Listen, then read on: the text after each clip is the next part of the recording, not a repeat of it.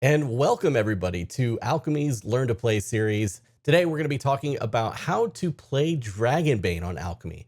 Now I am joined here by my ever illustrious co-host here, Vinny. Thank you very much for joining me. We are going to basically go over things like how to use Alchemy on the platform, as well as how to play Dragonbane on Alchemy. So you'll be getting two kind of insights on how to use the platform and play the game throughout this Learn to Play. So first off, Vinny is going to go ahead and take it away on the first half. He's going to be talking mostly about how to use Alchemy, how to create a game and all that stuff. And then on the second half, I'm going to go ahead and take over and we're going to talk about Dragonbane and how to play it on the platform. So Vinny, go ahead and take it away. Thanks, Dan. So here at Alchemy, we're a virtual tabletop. So there's a lot of other VTTs in the space. They all help you play your favorite tabletop role-playing games online. The way we do things a little bit differently is that we created Alchemy with this very intentional focus on cinematic immersion and theater of the mind gameplay, right? It's not to say that we don't have tools that you can use to roll out a battle map. And in fact, I'll show you them a little bit later in my presentation here. But just understand that, a big goal of what we want to do here is to immerse both players and game masters into the story that's being told, maybe have them sink a little deeper in their seat. And as I go through my little tour of the game experience and the platform, you'll understand a bit more about what I'm sort of referring to here. So if you haven't already, you can go ahead and create a free account on Alchemy by going to alchemyrpg.com and then inputting a username, creating a password, and then inputting your email address. Once you've created an account, you'll be greeted right here with this particular page. So this is the Alchemy home screen, and from here you'll be able to see a banner of any new releases that we have done. In this case, we just released Dragonbane, and so we still have a Dragonbane header here in the platform. You can see all the recent games that you've been in, and then you can even see live games of people who are streaming their games in Alchemy. And I'll speak to how you can go ahead and stream your own game on the Alchemy homepage in just a little bit here. Again, the purposes of this presentation today, we're going to talk specifically about the Alchemy game experience. There's other larger features, right? We have a fully fledged curated marketplace. We have universes, which is our whole feature set around creating and managing your own homebrew content. But for the purposes of this presentation here today, we're going to stick specifically to talking about the game experience. What I'm going to walk you through is the game master's side of the game experience. There's a couple differences with players. Naturally, players need to be able to play their characters while game masters need to run the game, and so their interface looks very similar, but there's a couple key differences. I'll make sure I point those out as I go through my portion here today, but just know that Dan, on his end of things, will be speaking more directly to the player experience as he takes you through a full tour of the Dragonbane system and our integration for it. So just to get started here, you're ready to make a Dragonbane game and run your first game in Alchemy. You can go ahead and select the white Create New Game button up here, and that will prompt you to input a couple fields here. First things first, you want to give your game a title. So I'll go ahead and call this My Dragonbane Game. Next, you'll want to select your system. In this case, I have Dragonbane on the Alchemy Marketplace, and so I can go ahead and select it right here. And you'll actually see a bit of the user interface here actually changes to kind of theme itself towards Dragonbane. I'll teach you a little bit more about universe themes a little bit later when we talk about game settings. But just know that when you select the system, we have these bespoke sort of visuals that really help make you feel like you're sitting at the table for that particular game. In addition, one other thing I could do is enable any of the Dragonbane content I've purchased either off the Alchemy Marketplace or I've created myself in my own custom universe. For the purposes of this presentation, let's say I've gone ahead and bought the Dragonbane Core Set Enhanced Edition off the Marketplace.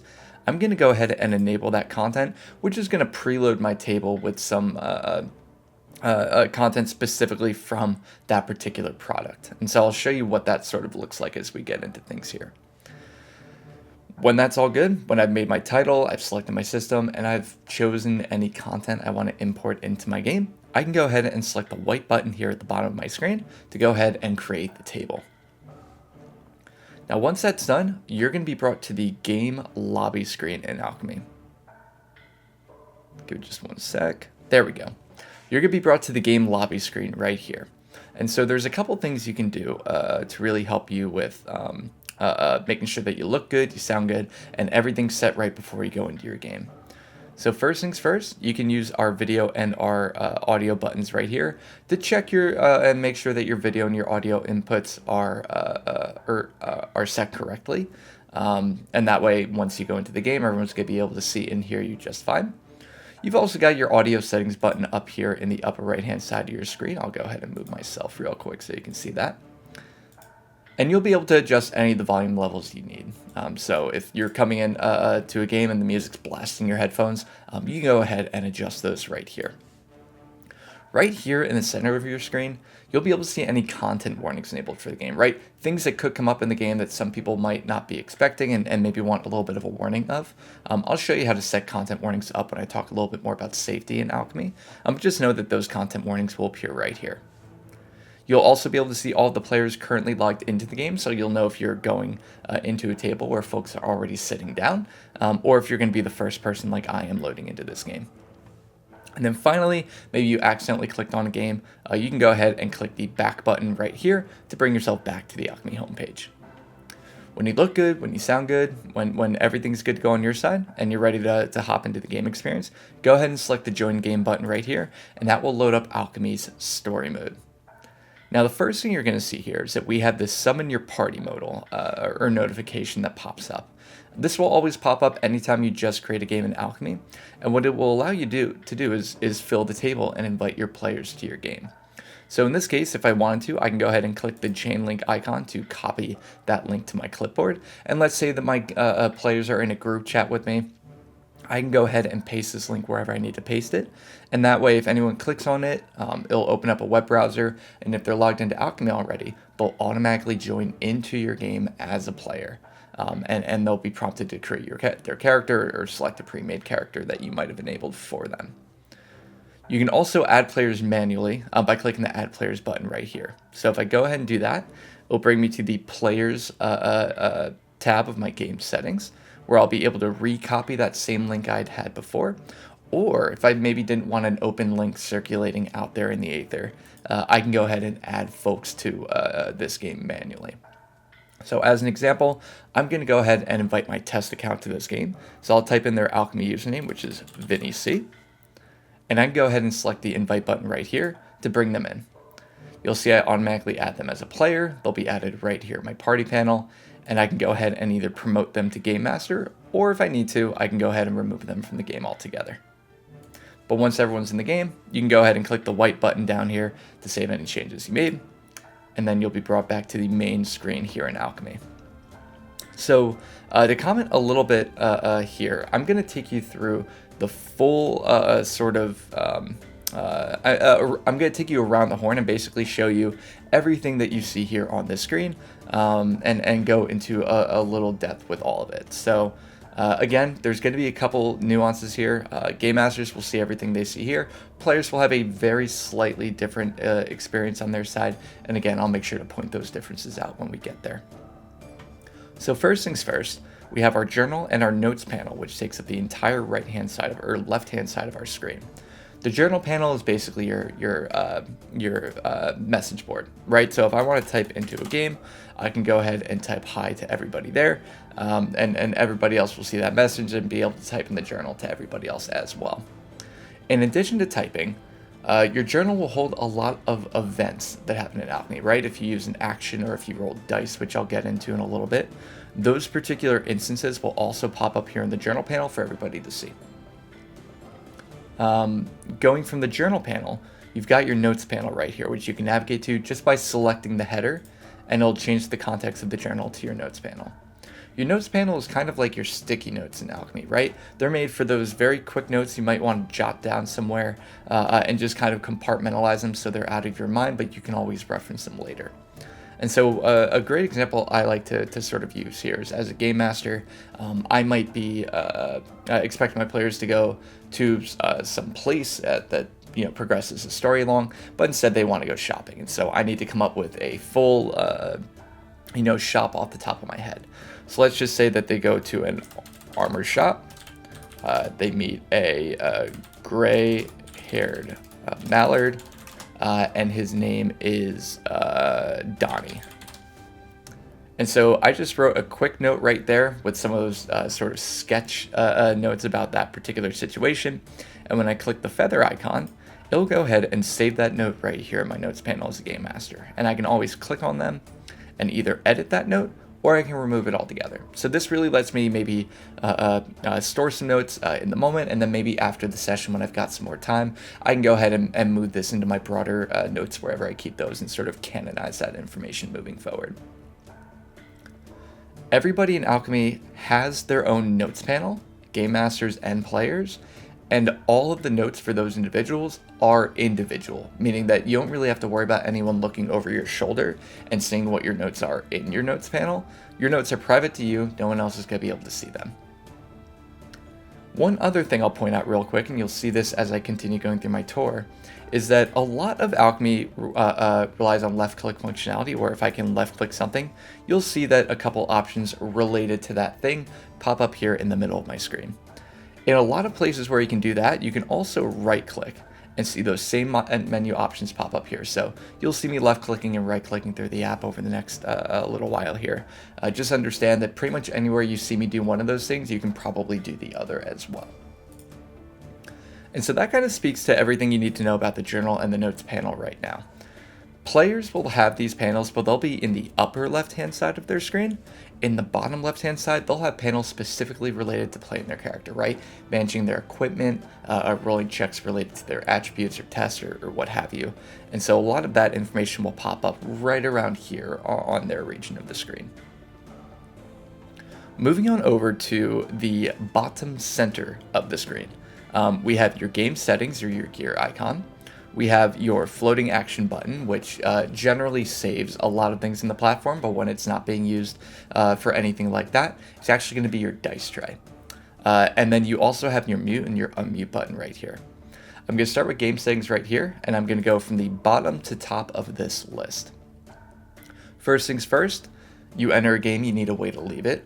Quitting a game will just bring you back to the Alchemy homepage where you can rejoin this game, log out of Alchemy, or otherwise do something else. Edit game will be right here for game masters, and for players, they'll see game settings instead. Both of those buttons are fundamentally the same. The big difference is that edit game allows game masters to edit the game settings, while game settings allows players just to view the game settings, and they can't actually make any changes there. So if I go in there, we're going to see a bunch of stuff pop up here, and I'm going to go through every setting and all of the tabs within game settings as well. So starting here with the game, as you can see here, I can go ahead and make any adjustments I need to the game name that I had already made when I created the game in the first place. The description here allows you as the game master to maybe just put in a couple notes around what you can expect from this campaign. And as far as where this will show up, if you're streaming your game live in Alchemy, you will actually have the thumbnail of your game, as well as a small description of the story right there, so that if a random spectator thinks they might want to hop in and watch your game, they can go ahead and click it, come in, watch your game, and your description gave them a pretty good idea of what it might be about. So feel free to put in a description there, especially if you're running a game that other people are going to spectate, so you can give them a bit of a heads up of what you all are doing at the table. Game artwork is able to be uploaded, and that will display as the game's thumbnail when players or game masters are looking at the game in their game library, or when spectators see it on the home screen. Because I had enabled the core set enhanced edition for Dragonbane, you can see we already have the key art by default uploaded as the game artwork, but you can always click on it to remove it and then upload your own image if you'd rather do something like that. We have theme settings here. Now, you had heard me speak very quickly about themes in Alchemy earlier, but just understand that themes adjust the cosmetic aspects of the platform. So as you can see here sort of on the screen right now, we've got this little Dragonbane green accent color in a lot of areas. We've got this like green stone background in all of the menus. We've got our little Dragonbane serif font all over the platform, and so again, it really makes you feel like you're sitting at a Dragonbane table. If I wanted to, I can go ahead and change this back to the default Alchemy theme, which will bring the UI back to our sort of default Alchemy gold accent color, our little blue leather menu backgrounds, our Avenir Next font that shows up everywhere, and make the game experience a little more default. We'll go ahead and keep it as the Dragonbane theme for right here. And just understand that the themes that show up here are powered by universes in Alchemy. I'll explain what those are when I get to the content tab right here. But just understand that any universe enabled in your game, if it has a custom theme, will be displayed right here in the sort of themes drop-down menu for you to choose and pick from. Everything else here in the game tab is just a quick little toggle. Allowing watchers is what allows your game to be spectated on the Alchemy platform. So when this is enabled and you save your change, you'll be able to view this game from the Alchemy homepage when any player or game master is logged into the game, right? So this allows anyone to join into the game. They can chat with you all who are playing the game and just watch everything unfold, at the table, as the narrative progresses. Private game roles, GM roles, allow game masters to keep their dice behind the screen, right? So I'll get to dice rolling in a second, but if I want to roll some dice as the game master, you can see right here that those dice roll in the journal and everybody can see those dice. But if I go over here and edit the game and then I want to make my rolls private as the game master, I can toggle that, I can save the change, and then when I go to roll dice, you're going to see that the background bubble has this sort of gold texture to it. And that generally indicates that that particular event or whatever that is in the journal is a bit more private and secluded from everyone's view. And in this particular case, this makes it so that you alone can see your dice rolls. So if you're a game master that maybe likes to fudge a roll every now and again for the purposes of the narrative, this particular setting here gives you the latitude to do so. Universe search right here is this little hourglass icon, and this will allow you to search through a lot of the curated content that you have enabled in your game. Again, I'll talk about content in a little bit. What this particular setting does is it doesn't disable this altogether, but if it's off, you'll be disabling universe search for your players, right? So if you have a universe, if you have content that might be a spoiler for the narrative or for the campaign coming up, and you maybe don't want to give your players the fire hose, but maybe sort of control the water a little bit more, you can go ahead and disable this, and this will remove universe searching from your player's view. You can go ahead and save journal messages or choose to not save journal messages. By default, this setting will always be on. And what this will do is whenever you leave a game and you rejoin it, your messages over here in the journal panel will be persistent and always stay there for posterity. Some people like to load into a brand new game and like to have the journal clear, right? That sort of record isn't super important for them.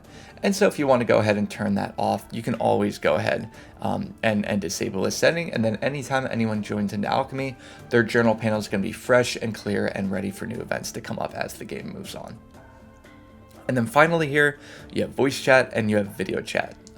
Alchemy does come with voice and video tools fully integrated, so if you don't want to use another program to sort of control those communications, you don't have to.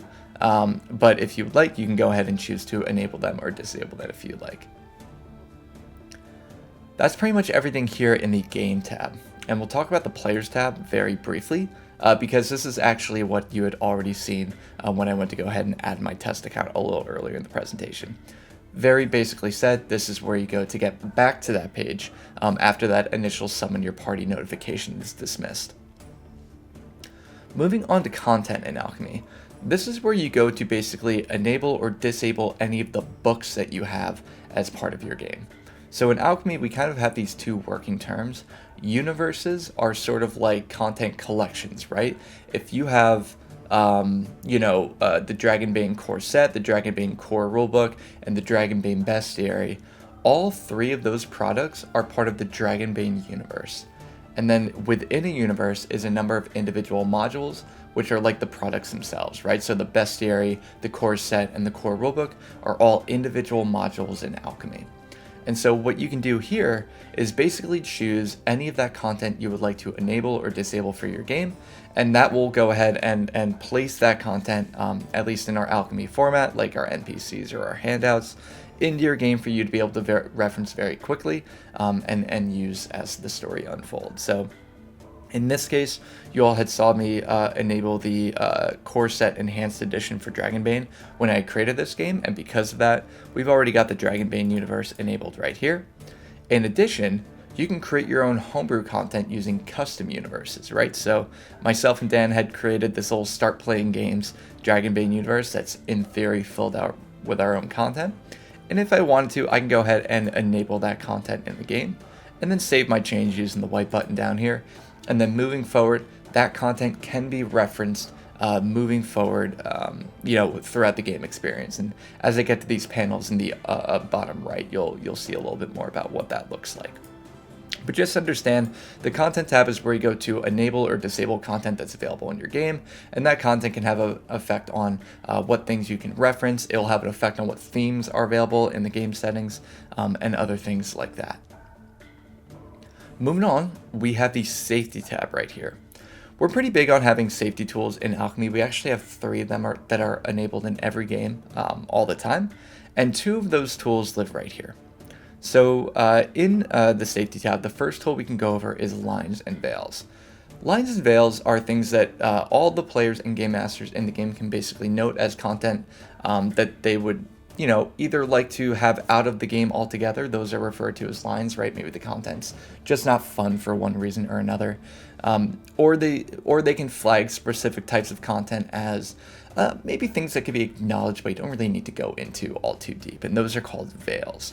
And so in this case here, anyone can come to the game's safety tab and view the lines and veils set by everybody in the game anonymously, right? Because it doesn't matter who has a line and who has the veil, it just matters that someone noted those, and then the game masters and the players can understand the problematic content and maybe sway the narrative to or from that content, as sort of necessary. You only see the lines and veils set up on my accounts right now because those are the only ones in the game, but just understand that all of the lines and veils will show up for everybody, and they'll be completely anonymous. A little bit later, when I talk about gameplay settings, I'll also show you how to set your own personal lines and veils as well, but just know that this is where they live. The second safety tool that we have to talk about here are content warnings and mature content. So first things first, you can always flag a game as mature content, right? If you're exploring a couple of the more common mature themes, you can go ahead and enable that. In addition, maybe you have a story as a game master that's going to involve your players going into this mountain and sort of finding a bunch of spiders within their nest. And maybe you think that it's worth giving people a heads up that, hey, spiders are going to be a part of this narrative one way or the other. You as a game master can go in here and select from the drop-down menu spiders, just to give everyone a heads up that spiders could be a part of this game. In addition, we have a drop-down with a lot of common content warnings that you might want to leverage, but if you have something very specific, right, maybe I have, I want to put a content warning out for darkness for whatever reason. I can go ahead and type darkness in right there and press enter, and darkness also enables itself as a content warning. And what that looks like in practice is when I click save right here, anytime anyone joins into the game, player, spectator, or game master, right here on the game lobby screen, they'll be able to see that spiders and darkness are content warnings in the game. And then before they're subjected to the narrative, right before they see what's going on or hear or see the players progressing through the game, they can basically make the decision of saying, yeah, I'm okay with these things, let's go ahead and join the game. Or maybe this isn't a game I should be watching for one reason or another, and I can go back to the home screen. So in practice, those are what content warnings generally look like, and how you set them up for your particular game. And then finally, we have the streaming tab right here. We don't have a ton in it right now, but just understand that we're creating a whole suite of tools to stream your games on a bunch of your favorite platforms. And so this is where a lot of those settings are going to be living when that feature comes out in the future. And that just about summarizes everything right here in game settings. Gameplay settings are a little bit different. And what that does is anyone can click on them and it'll bring up your own personal account modal right here. Within here, you can go ahead and adjust your gameplay tab, which are basically a bunch of settings to help with performance, right? So maybe somebody's computer is sputtering a little bit more than others when using Alchemy. They can go in and adjust these settings or turn them off. and then click OK by hitting the button down here, and moving forward from there, they should be good to go, and their computers should use less resources to use Alchemy while they're playing their game. While we're here, your Purchases tab will show you all of the content you've purchased in Alchemy, and the Safety tab on your profile will go ahead and allow you to set your own personal lines and veils, right? So I showed you where to see everybody's lines and veils in the game, but the Safety tab on your account is where you go to set your own personal lines and veils. Whatever you set here and save will be in the Safety tab of every game that you join as a player or a game master automatically. So you set your own personal lines and veils once, you can always come back and adjust them later, but those will always be present in games you are a part of moving forward.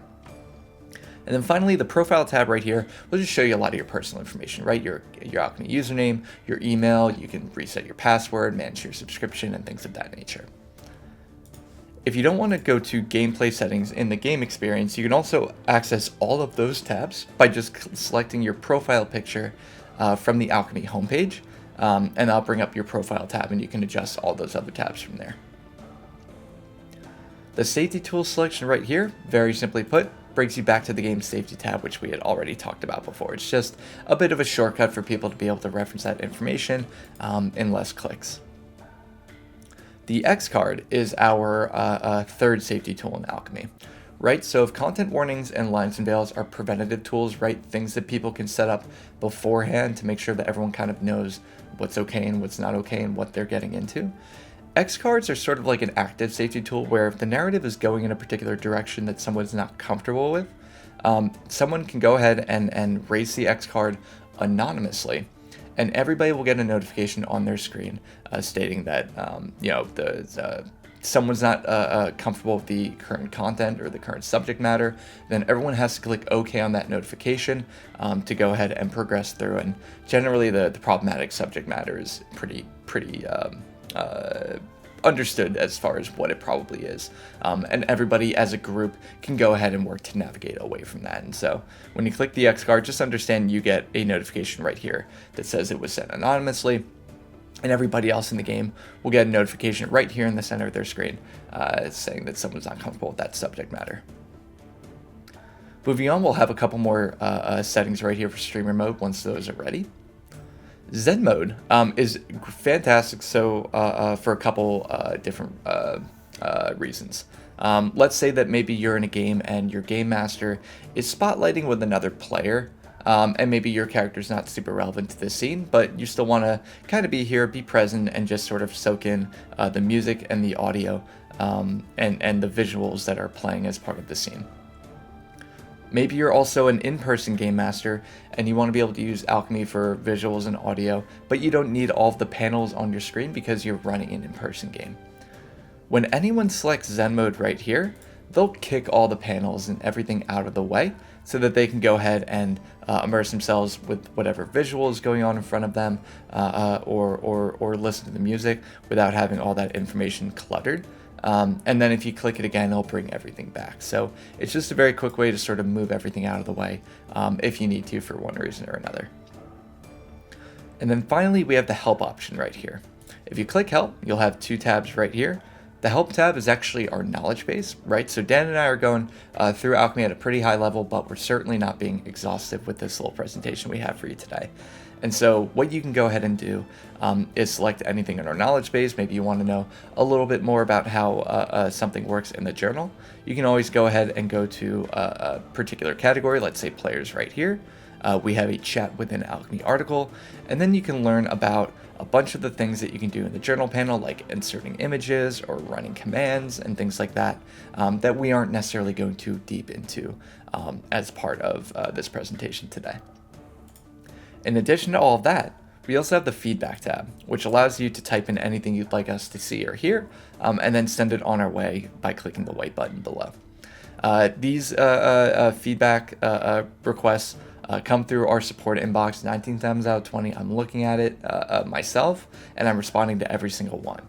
So if you have any ideas around maybe how Alchemy could work better for your group, or maybe a feature you'd like to see in the platform in the future, or maybe a game system you'd like to see in the platform in the future, feel free to let us know in this feedback form right here, and we'll absolutely take it into account and get it logged on our side. And that should just about take you through everything here in the sort of options menu. This white button here has been referred to a lot since we started the walkthrough today. We generally call it the floating action button. It allows you to save a lot of the time when you're in different menus, like if I'm in game settings right here.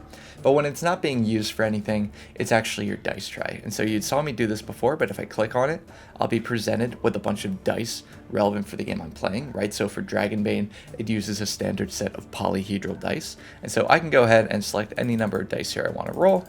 A couple D8s, a couple D10s, a couple D20s, and then click right here to send them all to the journal. And then all those dice will roll here in the journal, and based on whatever those results are, I can go ahead and progress the narrative as a game master or as a player. Right here next to it is your mute and your unmute button. If you have audio controls enabled in your game, you can go ahead and select that to basically make sure that you're being broadcasted, or maybe more importantly, make sure you're not being broadcasted in certain situations. When you're using our native app, which is sort of the application outside of your browser, you'll have this little caret icon right here. And what that will allow you to do is go ahead and select the particular input that you have here for your audio. If you're using Alchemy in a web browser, you're not going to see this. Don't worry, that's completely fine. Instead, Alchemy will just take from the default microphone within your browser settings. And so you can go ahead and adjust your input device there. Moving on over to the bottom right-hand side of your screen, we have a bunch of panels here that are really going to help you as a game master run your game. Players will have different panels here that again help them play their game, but this really helps you manage this sort of experience for them altogether. So first things first, we have our scenes, and scenes are kind of like the bread and butter of Alchemy.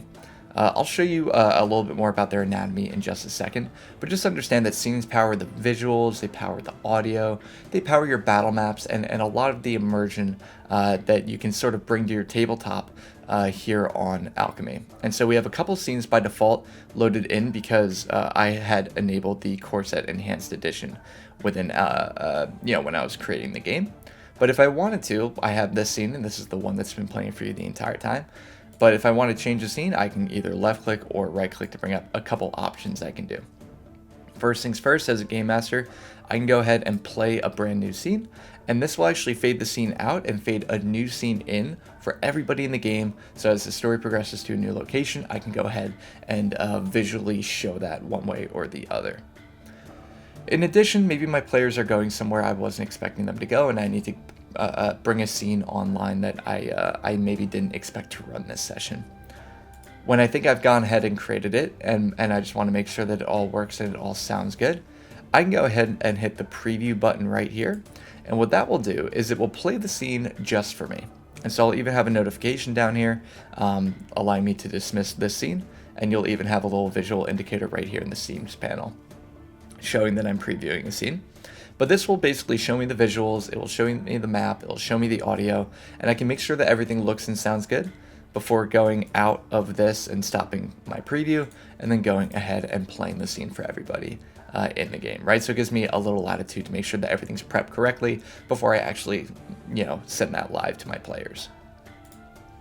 In addition, you have your notes for a scene. I know a great example of this is the Alone in Default Breach scene, which is actually the adventure from the core set of Dragonbane. And so if I click on the notes tab for that scene in particular, you can see here that we have all of the information that is in this scene, which basically describes this particular adventure.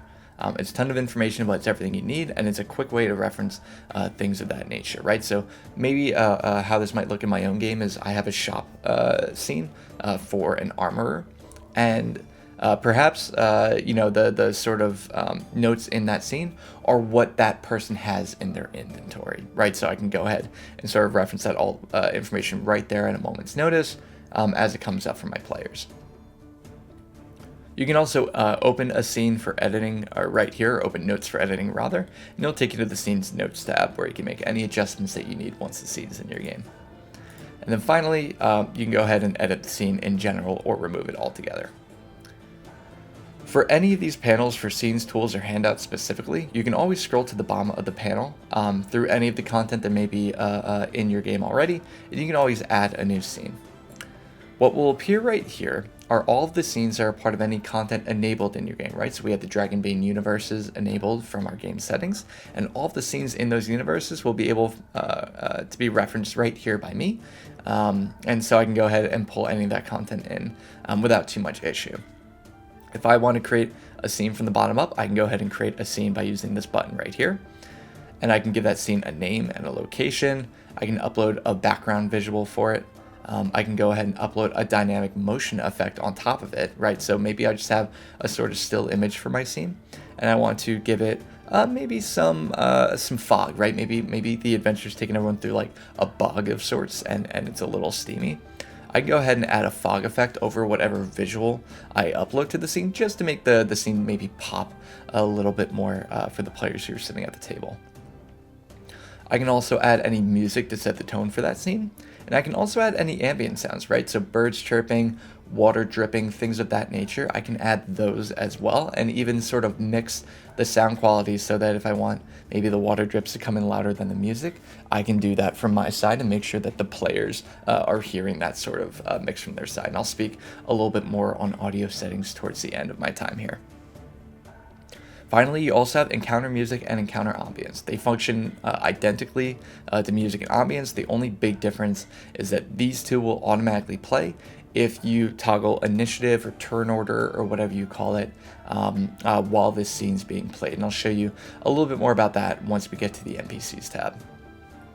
But that's generally all the scene details right there. The tactical tab of a scene just allows you to manage the battle map, right? So you can go ahead and upload a battle map that you would like to use right here. You can choose if you want to use our Alchemy grid, what type of grid you'd like to use, and then set the size of that particular grid. And then finally, the notes tab is anything that would appear if you click on a scene's notes, right? So any of that referenceable information you can put right here. And then once you create your scene, you'll have it right here for use, and you can go ahead and move forward with that. Just to continue here, that's generally everything you need to know about the Scenes tab. The Stories tab is pretty tangential from that. What that is it's all the same information you would find in a Scenes Notes tab, right? So we had talked about this Alone in Default Breach scene already, where it's got all the adventure notes for that particular adventure in the core set.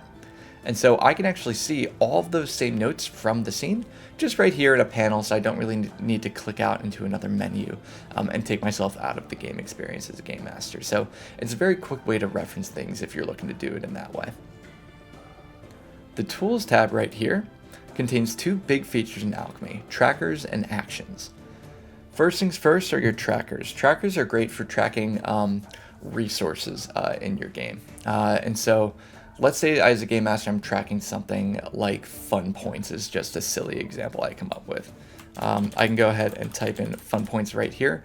In the sense of in the case of Dragonbane, you might have willpower as a tracker that you want to use for one reason or another. That would be a great example of a tracker. I can select whether this tracker uses a big like progress bar or just pips. In this case, I'll use one for pips. And then I can set a current value and a max value for this tracker. So in this case, we'll make a max value for this tracker of 5 pips and maybe a current value of 3 pips. And so I go ahead and save my tracker down here. You'll see that tracker pops up right here in my tools as a game master, and I can go ahead and adjust those up or down as needed. One other thing you can specifically do as a game master is you can actually right click your trackers and share them. And so what this will allow you to do is share the tracker with one, multiple, or all of the players in your game. And when you go ahead and do that, your characters in the game will actually see this sort of group tracker appear in their own trackers panel, and you'll see as a game master that the tracker is shared. What this does is it makes it so that this tracker can be adjusted by anyone and everyone as a shared resource so that everybody sees when that tracker is adjusted on their side. It's a great way for tracking big group resources if you're running a mechanic that involves like one thing the group needs to make a decision around and things of that nature, so that you know, you can go ahead and functionally run mechanics like that. Actions are kind of like small macros in Alchemy. In Dragonbane in particular, roll tables are an action type in Alchemy, and it allows you to bring up a completely random event based on what you roll in a roll table. So for instance, because I had enabled the Dragonbane core set in my game before, we had the treasure roll table automatically enabled in my game. But again, if I want to add any of the other content from Dragonbane into my game, I can always go ahead and add action, and I'll see all of the actions available in the core set or in the Dragonbane universe. And then I can even go up here and create my own action if I ever need to. How actions work is you can either left or right click them, and you can use, edit, or delete them. When you use an action, in this case we'll use a roll table, that will actually come up here in the journal panel as one of the events that appear in there. You'll notice that it's gold because when you have private game master roles enabled, that actually carries over to your actions as well. And so no one actually sees this result except for me. And then I can see that, as far as treasure is concerned, I rolled a gold necklace that has a particular value, and I can take the narrative forward, knowing that information. Players have access to a tools panel as well, where they can create all their own stuff. This is just the version of it for game masters. And so that's just tools in general, and how you can go ahead and use them for your games. Handouts are those sort of like tangible things that you might want to give people sitting at the table, right? Perhaps, if you were playing in person, you have an invitation for them and you hand that to a player, and they, undo the ribbon and unfurl the scroll and read all of the script on there and kind of sit in as their character for a second. Handouts are basically a way to do something like that virtually. So a great example of handouts is like a world map. And so if I click, we've got the Misty Vale map by default in this game because of the core set being enabled in the game. And if I go ahead and view this handout, you'll see right here that I've got a whole map of the particular region this adventure takes place in, right? The Misty Vale. So I can go ahead and move it around. I can zoom in, I can zoom out, whatever I need. In addition, as a game master, you can go ahead and edit any handouts you need if you want to change the visual that's used for it, or perhaps you want to add some content right here. And if you go ahead and save that, your Misty Vale map will have some supplementary content listed right here on the side. And then, everyone can still pull things around. Of course, you need a way to be able to hand out handouts, and so you can go to any handout and share it. And just like group trackers, you go ahead and share it with one, several, or all of the players in your game. And you'll see right here, once it's shared, that everybody can see who it's shared to from the Game Master side. And those handouts will be available in those players' handouts panel, so you know who has what. So handouts are really great for world maps. I've seen them used as for like rules references for certain RPGs. There's a lot of uses for them. And just like actions, just like scenes, you can scroll to the bottom down here, add a handout, and then pull up anything available in the core set, or create one from scratch. And so that kind of summarizes all of the panels down here in the sort of bottom right hand side for Game Masters. Moving on up here to the upper right hand side of Game Masters, players and Game Masters will have access to the Party and the NPCs panel. Of course, players will not be able to see as much or do as much up here. I'll try and point out those distinctions as we go. But just to kind of get started here, your party panel is where all of the real people sitting at the table sit, right? All the game masters and the players. And so I can always select my own portrait right here, and you can always go ahead and set whether you're here or away, which will change your little indicator light in the panel for everybody who's looking. Or you can set your status, right? So if I go ahead and set a status on my side, maybe I need to go to the bathroom real quick, and I just say bio. That will change my Alchemy username displayed right under my game name, or in my case, being the Game Master, right under my title, to whatever I set that status is, so everybody knows. If I want to change it again, or maybe just change it back or eliminate it, I just go ahead and save my status without putting anything in there, and it will automatically default back to my Alchemy username. Another really great way to use statuses, if you're playing with people you don't know, is you can always put your full name and your pronouns in there as well, to let everyone know kind of who you are and how you like to be addressed, right? So I can go ahead and put in that my name is Vinny Colantoni, and my pronouns are he, him. Whoops. Then when I save that, everybody else will be able to see all that information right here. It's a little cut off because my screen's zoomed in, but you get the idea. In addition from there, as a game master, I can click on players and do a lot of things. We'll go ahead and give this player a character real quick. But just so you know, there's a couple things you can do here. So once a player's in the game, they have a character, you can go ahead and click on them to see a couple different things here. First things first, you can always go ahead and view the player right there by selecting that button, and as a game master you'll be able to view their entire character sheet, right? So if you need to see their stats, their attributes, what equipment they have, any of their features, if you need to make a judgment on a ruling, you can go ahead and do that. As a game master, you also have the ability to edit a character as well. And so you can make any adjustments to the character sheet that you need to make, whatever that might be, and save that change, and that change will save both for you as well as for the individual playing the game. You'll also be able to adjust their own trackers, right? Their hit points, their willpower, what have you, if you need to. You can also bring their token out for tactical mode, right? Which I'll get to in a little bit, which is how you roll out like a battle map for your game. And then finally, one other thing you can do as well is you can play as a player by clicking the play button right there. It'll kind of bring you into a version of their own view, where you can go ahead and make any quick adjustments you need to make to their character, roll any checks, whatever it might be.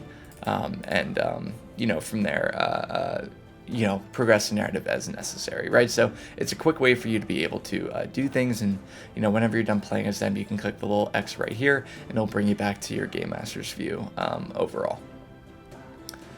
One other thing that would show here if this character was online is that you can actually whisper folks back and forth. So if you see the whisper option right here, it'll load some text right here in the journal panel that you can use to basically whisper privately between two individuals in a game.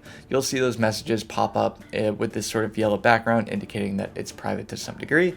And then you all can go back and forth, clicking on each other's pictures and clicking whisper if you want to maybe scheme a little bit behind the screen, as the game's unfolding.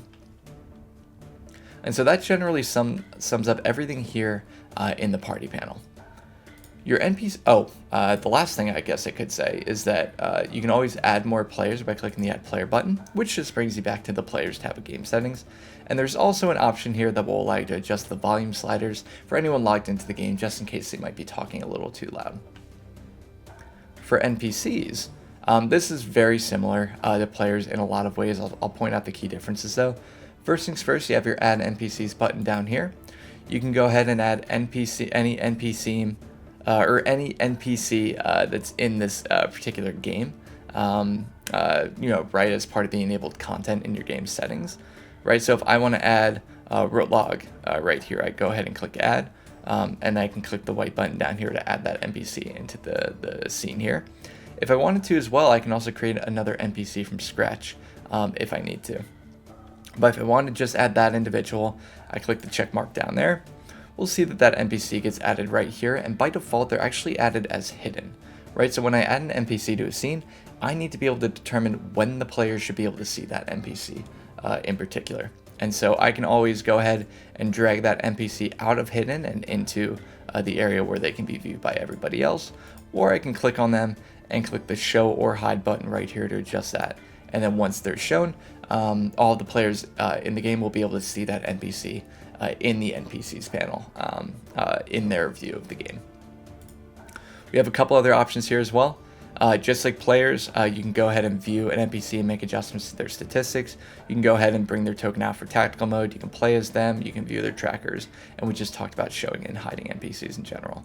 You have a couple new options right here for them. First things first, if you need to remove them from the scene for any reason, you can click the remove button right here. Maybe I want to introduce an NPC sort of in the moment, right, just as they walk through the door. What I can do is I can send an NPC to the journal directly, and what that will do is it will go ahead and push this NPC's artwork and title into the journal for everybody to see. When they click on it, they'll be able to see all the same information they'd have access to as if they just viewed this NPC, which means that for game masters, you'll be able to see all their statistics and edit them. And for players, you'll only be able to see their artwork and a public description if the game master has added one from their side. Another thing that might adjust what players can see is if you share an NPC. So just like handouts, just like group trackers, you can go ahead and share an NPC to one, several, or all of the players in the game. And once you do that, players will have a little bit more information and be able to do a little bit more with that character, right? So a great example is maybe one of the creatures in your game, or one of the players in your game has like an animal companion, like a squirrel or a badger or what have you. You can share that NPC with that particular player. And what that allows them to do is that from the NPCs tab, when they click on and view that NPC, they'll see all of the statistics and all the information they need to run them. And they'll also be able to edit that NPC. And in addition to all of that, players can generally only move the tokens that are of their own character or the characters of NPCs that were shared with them, right? So it gives them the ability to move NPC tokens for specific individuals. And that just about summarizes everything with NPCs. The last thing worth pointing out, and I'll kind of show you this real quick by adding a few more NPCs to the scene, is that you can go ahead and toggle initiative as a game master right here in the NPCs panel. And so what that does is once that button's clicked, it'll go ahead and adjust everybody in an order, all the players and NPCs available in the scene. In this case, I'm actually going to move some of the once hidden NPCs out to being viewed. And then it also shows the players here. And so this will draw initiative. You'll see whoever's first in initiative based on the draw right here. If you need to move that order around at all, you can always go ahead and move NPCs around just like that. For one reason, one should be going in front of the other. And what this will also do is if your scene has encounter music or encounter ambience in it, it will switch over to those audio tracks for everybody in the game. The other thing as well with initiative is that you can go ahead and progress through the turn order, moving all the way down here. And then in the case of Dragonbane, when you get back up to the top of the order, you can also reshuffle initiative so that, everyone redraws cards effectively, and you can start that round from that point forward. When initiative is all done, you go ahead and just toggle initiative off, which will bring everything back to the generic NPCs panel and substitute the music for whatever the default music in the scene is. Just a few more buttons here to go over. Tactical mode is this little map button right up here at the top, and this will bring you to our battle grid in Alchemy. Now in this case, this scene doesn't actually have a grid image associated with it, but this battle map scene does. And so I'm going to go ahead and play this scene real quick. And you'll see just like that, we have our little artwork that was uploaded to the tactical section of the scene. And so I can go ahead and bring anyone out that I need to bring out, right? So if I want to bring the particular player out here, I can go ahead and select their token and go ahead and move that onto the map. And then once I place it, I can go ahead and make it move around at, to anywhere it needs to be. It auto snaps to the grid in Alchemy if that grid is enabled.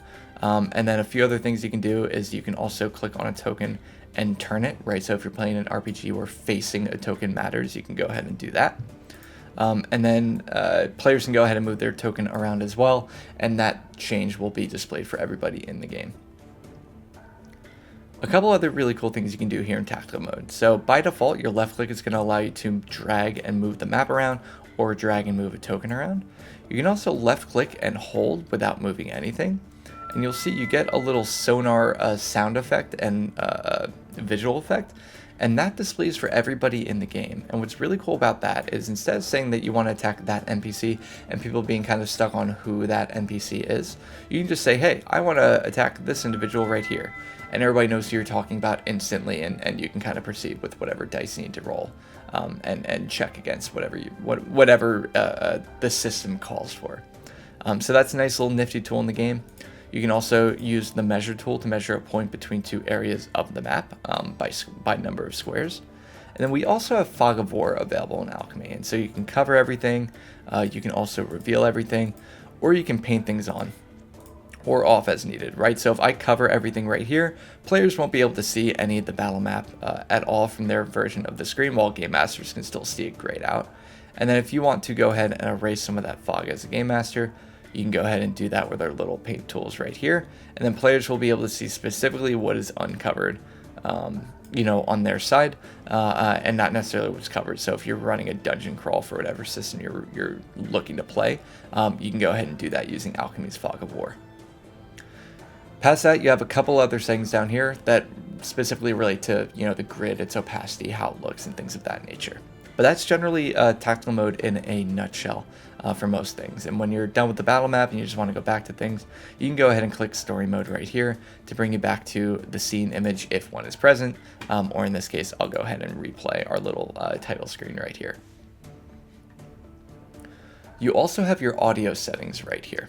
When you click on that as a game master, you're going to have a couple sliders. Players will only have one slider, and that's just going to control the volume of all the audio they're receiving in Alchemy.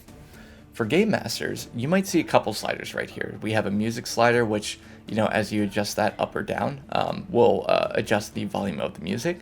If you have ambience uploaded to the scene as well, you have an ambience slider that goes up and down, and then a sound slider for little sound effects, right? Sound actions are a thing in Alchemy. That little ping sound effect that you had just heard, or perhaps the some systems have like a little sound effect if you roll a natural 20 or a natural 1. Though the volume of those sounds will be dictated based on this slider here. And so as a game master, what this allows you to do is adjust the volume levels of the scene, right? So if you have, for instance, maybe you want the raindrops to come in at like 80% and the music just be very soft at 20%. You can adjust the ambience up and the music down, and that mix of the music will be presented and broadcasted to the players on their side, with only them having the ability to turn everything up or down, not necessarily adjusting the mix. So you can kind of set the tone and the feel of what you want them to hear. What's also really cool is this little Alchemy Enhanced slider, right? So if I go ahead and turn the music up just a little bit here, this slider is specifically because we had enabled an Alchemy Enhanced product in the game, right? That course that I enabled was Alchemy Enhanced. And Alchemy Enhanced is really a way for us to offer the same content that you might be used to in the platform, but along with that, offer a few additional assets that really make the game pop in Alchemy. And so, generally speaking, Alchemy Enhanced content includes an animated title screen like the one you've been looking at throughout this presentation. It also offers a bunch of visual overlays, ambient soundscapes, things of that nature. And one of the other things is also this sort of dynamic audio, which is 9 to 10 minutes of looping music that is essentially 3 audio tracks layered on top of each other. And so what's really cool about this is you can go ahead and adjust the music in real time for your players and isolate each of those separate tracks however you would like. To sort of set the tone of whatever you're looking to do in the game, right? So if you just have like the soft strings down here, and you very slowly bring up the music to the drums up here, you can go ahead and maybe, have your villain heel turn and then like roll initiatives shortly after that. It's a quick way to use a track that is supposed to kind of fit in the background all of the time, but make it a little more dynamic in how it's used and what you can do with it. And so that's generally what dynamic audio is in Alchemy. Very quickly from here, we have universe search. For any content enabled in your game settings, you can go ahead and click the little hourglass icon right there and search through that information, right? So as a good example here, let's say I want to find an NPC. So if I go to our NPCs tab and look for an NPC, let's say I want to look for Edda right here. I can go ahead into universe search and look up Edda. And you'll see that Edda the NPC pops up right here, and I can do 2 things with Edda. I can either view them myself if I need to look at any information there. In this case, this is one of those NPCs that Dan and I had made in our own custom universe. Or I can go ahead and send Edda to the journal, and that will go ahead and display all that information for my players, right? So again, controlling the fire hose instead of just giving it to them. In addition, maybe I want to look up content for that I'd enabled for my own custom universe. I believe Dan made an article called Creating a Character as part of his section of his presentation. So I can go ahead and look up Creating a Character here. And you'll see that my article from our LTP universe came up. And I can even share that information, right? If my players are looking for a rules reference for any reason through universe search as well. So universe search just allows you to search for all the different things in any of the products enabled for your game.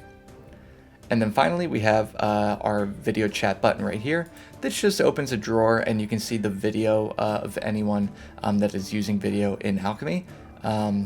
Just right there on the right hand side. Again, of course, I'm not using that video right now as I'm talking through my camera for the presentation, but just understand this is where those cameras live, and if you want to hide it for any reason, you can go ahead and kick the video drawer out, so you just see the game experience. And then finally, for any scene that has a title and location, or a name and location, that name and location will be right here in the top of the screen. And if there's any credits available for them, you can always click on them and see who the fine folks are that made that content for you to use. So pretty nice way for us to say thank you to those folks. And that kind of summarizes everything within the Game Master's game experience here in Alchemy. So that's generally everything. Again, you'll see a couple differences as Dan goes into his presentation, but from here, I think this would be a pretty good time to transition over to him. So Dan, over to you. Right. Okay. Thank you, Vinny. That was an excellent tutorial. I appreciate you, and I'm sure our viewers appreciate you showing them how to use the platform and everything like that. But we're going to take a step back and we're going to stop talking a little bit more. We're going to start talking a little bit more about Dragonbane specifically and how to use it on the platform. So let's get our minds out of the platform. Let's get our minds out of how it works and everything like that. And let's dive into the Misty Veil. So just a little bit of info before we get started about the system itself. So Draker och Demoner, or Dragonbane as we know it, takes place on the continent of Arib, and mainly within a location known as the Misty Veil. Now, the Misty Veil holds many ancient secrets, but one thing that rings true pretty much throughout every story is that this land was once a battlefield for godlike struggles between dragons and demons. Essentially, avatars of good and evil in this world. Now, there were nations rising and falling as they pursued this ancient power of these fabled creatures and monsters. And the main story of the core set that has you playing 11 different quests in order to find the missing pieces of a long lost statuette in order to pursue a weapon of untold power. Now, whether or not you and your adventurers are able to find it before the demon worshipping cults are, that's kind of up to you all. Now, how do we play the game? Well, before we actually get into learning the mechanics of the game, we really need to dive into one of the most important things whenever you start a TTRPG, and that is character creation. So come along and join me as we create a character from scratch here using the Alchemy platform. So the first thing you'll see here is that when a player joins the game, they're going to be instructed to either create a character, pick a pre-made, or choose from a library. So you have 3 different choices. Creating a character is basically creating it completely from scratch. Pre-mades means that if the game comes with them, so like, let's say for instance, the core set here on Dragonbane comes with 5 different pre-mades you can choose from. These are completely pre-made characters that you can just click and go and you're ready to play the game. The other thing here is library, and you can create a character within your own personal library before joining. The player can, and they can choose one that they made prior to the game right there. Now, we're going to go ahead and create a character from scratch. That way you get the whole overview of how to create a character and maybe some mechanics along the way. So what you'll do is click the button here up top where it says create character, and it'll immediately shoot you into our character sheets. Now you'll see here, there's a big list of things to choose from as we go down, and we're just going to go top to bottom and figure out how to create this character along the way. Now, the first thing you'll see here in the character tab is age. Your age is depicted in 3 ways. You could be young, adult, or old in this game. And this all has to do with certain aspects of, 1, obviously role play, but 2, this will depict how many trained skills you have and your attributes and some corrections to your attributes depending on whether or not you're young or old. So if I click young here, you'll see that there are 8 trained skills total for them, and they have a +1 to their agility and con. So for instance, they haven't had much time to train because they're young, and they might be spry or more hardy or something like that when they're young. Now, as you get older and you go adult, you get more trained skills. And then when you're old, you get even more trained skills at 12. And then you can see a bunch of stuff will be affected in your attributes when we calculate those here in just a little bit. So when you're older, you have a lot more time to train, so you have more trained skills. And of course, when you're old, you get a -2 to strength, agility, and con as you're a bit slower, but you've had time to really kind of improve your mind, so your int and will go up. Old is really good for things like mages in this game who really kind of use their int and will a lot. Moving on, we have the kin. So the kin in this game, you can see are things like human, halfling, dwarf, elf, and then you have things like mallard and wolfkin in this game. And mallard is essentially like a duck humanoid race, and same thing with wolfkin, very similar to like werewolves in the way they look. But of course, you can pick whatever you want here. Now, if you pick something, you'll see that we give you a nice description of what that thing is, but then also we label 3 really important things that you'll need during character creation. The first of which is an innate ability. So it's an ability essentially that you'll be using during your gameplay that will essentially use willpower, and willpower is how we cast spells in this, and we'll go into that here in a little bit. The next thing you'll see here is a list of first names that you can choose from, and these first names are kind of like lore based, so you can either choose your own or you can choose one that kind of fits with the lore of the game. And the last one on this is your kin base speed, and your kin base speed is the first number you'll need when calculating your movement speed in this game. So we'll also adapt an agility modifier later, but until then, right now, just note that this is your kin's base speed, and all of them are different.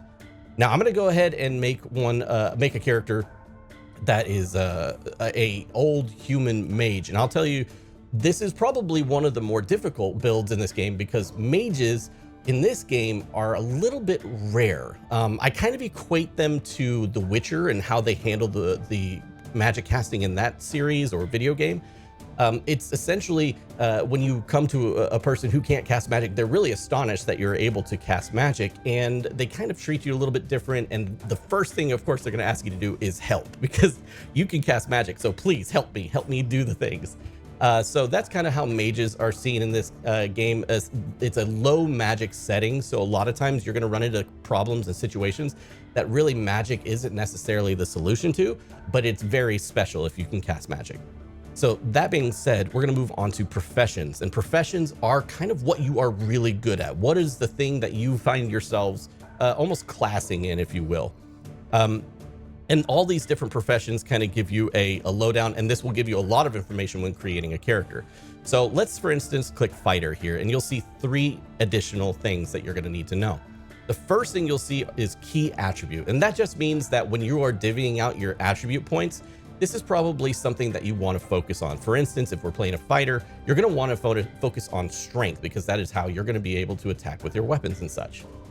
Same goes for everything else, and you'll see what that key attribute is, and you'll focus that on when you get to your attributes.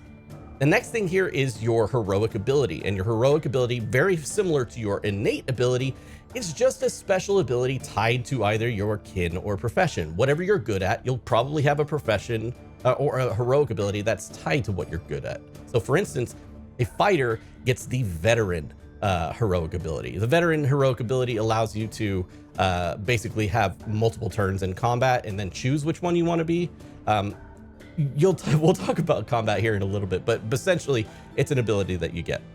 And then the last thing here, you'll see that there are 8 skills here, but you're going to choose 6 out of these 8 skills. So for the fighter, there are axes, bows, brawling, crossbows, evade, hammers, spears, and swords. But we're going to choose 6 of those when it comes to choosing our trained skills. And we're going to get to that here in just a moment when we actually get to our abilities and skills. Again, most of these are just helper text so that you know what to choose from when you get to that section. Now, again, like I was saying though, we're going to pick a mage. And the reason we're picking mage is because they're a little bit different and a little bit more difficult to create when you first start off. So we're creating a mage because they have magic, right? And they're one of the only classes in this, they're the only professions that have magic so far in the core set. And you'll see here, the first step is, instead of key attribute, is actually to add animism, elementalism, or mentalism as a secondary skill. Now, what does that mean? What you need to do if you're playing a mage is you need to pick a school of magic that you want to be associated with. So to keep this easy, I'm just going to pick animism, and I'm going to go to my stats, And then I'm going to scroll all the way down to my stats, and I'm going to add a new skill called Animism. And that could be Animism Magic or whatever you want to label it, but it's just Animism, and we need to note that it is also attached to our Intelligence. So no matter what you pick, it's always Intelligence, and it's just attached to your type of magic. Once we get that, that's fine. We can go back to our character and scroll back up to where we can read all our stuff. Now, our key attribute as a mage is going to be will. Our willpower is going to determine how much magic we can cast. So that's kind of where we want to be with that. You can see here, though, this is a bit different. The heroic ability for a mage is none, because essentially your heroic ability as a mage is just to be able to cast magic. So where everybody else might get something else, you know, that might help them in combat or whatever, you have a bunch of stuff that you get because you can cast magic. So for that, it's none. Now you can also see here that we get a bunch of different skills to choose from, but what we're looking for is specific skills tied to your the type of magic that you're casting. So for us, it's the Animus one. And then we're gonna choose 6 out of these 8 to train skills in. Pretty easy. Next up, we have the weakness. Now, the weakness is completely optional in your games, but this essentially is something that you can either randomize, choose from, whatever you want, but it's something that your character is, well, has a weakness in, right? So for instance, if my character was weak to greed, so they are greedy, and they want a bigger share of the treasures, mechanically what this means is that at some point during your role play, during the game, you can go against, you can go against this weakness, and what that means is essentially you'll take this weakness away from your sheet, and at the very end, whenever you go to essentially level up your character or use advancement marks, this will give you 2 advancement marks versus 1. Now we're going to go over what advancement marks adjust in a moment. Moving down, you'll see this is where we're going to input our movement once we fully understand what it is. Again, remember, the movement comes from your kin-based speed plus your agility attributes. But right now we don't have our agility mod, so we're going to get that here in a second. Right now, our base speed is just 10. In tactical, really all you need to look at here is your token size, and that is 1-to-1. It's always normal for your characters here in the core set. You can also choose a different token image, so a pose from the image that you've set for your character. You can have a separate one for your token. That way, in case you want to go into battle or put your token on the map, you'll be able to see a different image. The same thing goes for if you have a ring, if you don't want a ring around your token, maybe you have some transparency or something like that around your image, you can enable this, and by enabling this, that token disappears and that transparency enacts. Now, if you don't want that, you can just disable it, and that will give you a ring, and then you can choose what color ring you want. And some of them are tied to the theme of the game, or you can choose a certain color, or you can even choose custom and put in a hex code to choose the color of the ring you want. This section right here is the description of your character. Now, this could be what your character looks like, what they talk like, what they smell like, whatever you want it to be, or this could even be your character's backstory. Now, mind you, there is a toggle at the bottom of it that allows this to be a public description. So meaning that if anybody clicks into your character during the game, what they'll see is if you click this on, they'll see whatever you place inside of this description box. Okay, so if you're putting a backstory, make sure you're not sharing anything private you want to keep private during the game. But if you want to keep the entire thing private, all you do is turn that off, or at least keep it off, and nobody will see it. All they'll see is your image when they click your picture at the top there. The last thing on this section right here is your appearance, and this is simply just a fun little, like, what makes you unique kind of thing. And you can click through the randomize thing. You don't have to click this, but it's really fun to kind of come up with something that makes you unique. Maybe you're balding, maybe you have an icy penetrating gaze, whatever it might be. It's something unique about your character that you can add to your description and maybe even role play. All right, so the next thing here are your stats. So in this game, you have attributes, you have damage bonus, either strength or agility, and then you have your skills. The first thing we're going to talk about is your attributes and how do we get those. So as you can see, these attributes here are all zeroed out, but in the book, they tell you that you can roll 4d6 and then you're going to drop the lowest. So you're going to take the highest 3 essentially. Adding those together will give you your attribute score. So what we can do is we can click this little check mark at the bottom. Make sure you don't click the X because that'll kind of erase everything we've done so far. Click the check mark at the bottom. And then by doing so, we can open up the dice tray at the bottom and we can do our 4d6 that we need to do. Now, remember, we're dropping the lowest one here to get our score. So the lowest is a 2, and then we have a 6, a 3, and a 3. So that is 12 altogether minus that 2. So 12 is our attribute score. So we're going to go back to our sheet. And once we're on our sheet, go back over to stats. And we know we need to put a 12 somewhere, essentially. So we'll take maybe a 12 in con. Sure, why not? And you're just going to do this for the rest of your attributes. Now, in the book, it tells you to go back and forth, making sure that you roll and then place and then roll and then place. So that way you're not just placing, you know, the best attributes where they need to go. Just know that your high rolls should probably go where the, you know, where your key attribute is. So for instance, if I had rolled a much higher number, I would put that in int or will, being I am a mage. But we're going to go ahead and fill this out. I'm just going to put some random numbers in here so that way it kind of speeds this up. But essentially what you're going to do is you're just going to roll these until you are all done. Okay. So now that I have all my numbers, before I move on at all, I need to reference my age. So we're going to go back to my character and I need to look at my age because this actually affects my attribute scores. So I have a -2 to strength, agility, con, and a +1 to int and will. So we need to go back and adjust our attributes now that we've rolled them. So -2 strength, agility, con. So I need to go back over to stats and go strength, agility, con. And then we had an int and will increase of 1, and will turns into 17 instead of 16. Now int, you'll see, is already 18. So this is, for instance, if I had rolled 3 6s and a 2, I dropped that 2, and now my attribute is 18. If you have 18, you can no longer add any bonuses to it whatsoever. So 18 is the max amount of attribute score and the max amount of skill score you can have. So essentially 18 is the top out. So even though I have a bonus of 1 according to my age, I still can't go over that 18 value. So it's essentially wasted, but also, you know what? I'm already at 18, I'm good to go.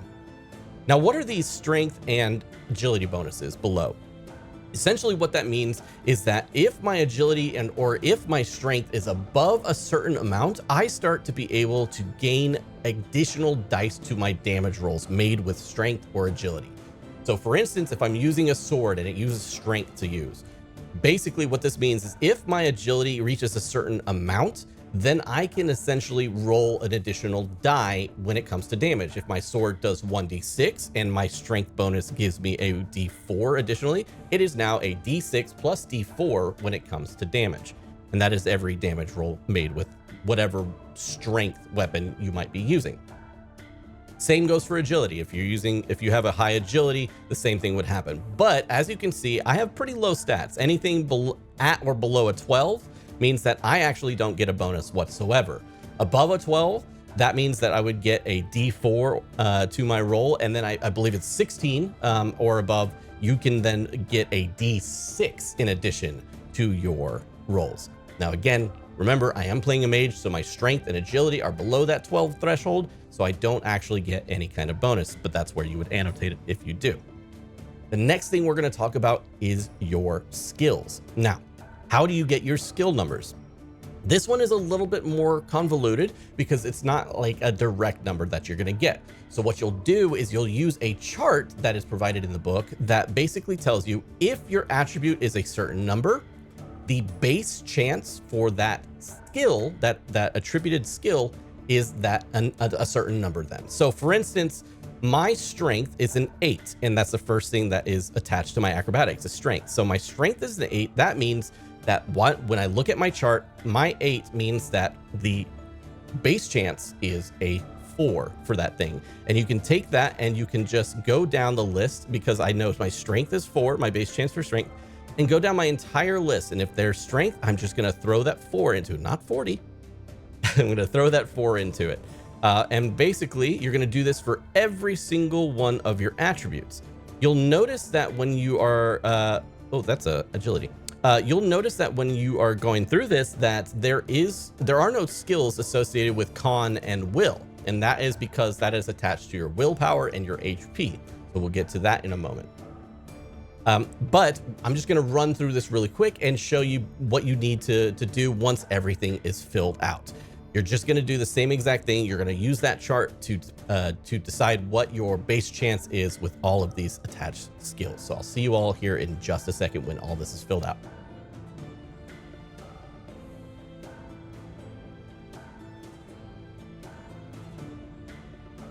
Right, now that I have all my skills filled out, all my base chances filled out, I need to do one additional thing for skills, and that is trained skills. Now, trained skills are easily picked by looking over at the first page and going down to your profession. This is where that choosing 6 skills from comes from right here. So basically, because I have a mage and I've chosen animist, I can choose from these 8 skills, 6 of them, and I must choose 6 from these 8. So I'll just make it easy and choose the first 6 and then stabs because I want to be good with a weapon. So I'll do first 5 and then stabs. So animism, beast lore, and bushcraft, and I can go back to my stats and go, animism is down at my magic, so I can just go beast lore, bushcraft, and then scroll down to animism. That'll be the first 3. And then I know I want evade, healing, and then stabs. So go back to stats here, evade, healing, stabs, evade, healing, scroll down to stabs. And those are the 6 skills that are trained due to your profession. The other skills that you'll have, now you can pick essentially randomly or choose the ones you want to be good at, come from your age. So as I'm old, I have a total of 12 trained skills, meaning that 6 of the ones I've already used, and then 6 that I can now choose from. Now, had I played a young character, I would only have a total of 8 trained skills, meaning 6 from my profession, and then I would only get to select 2 additional. But now that I'm old, I get 6 more, and I just go down the line, and I'm just gonna randomly pick 6. So 2, maybe 3, 4, 5, and then we'll be good at swords. Why not 6?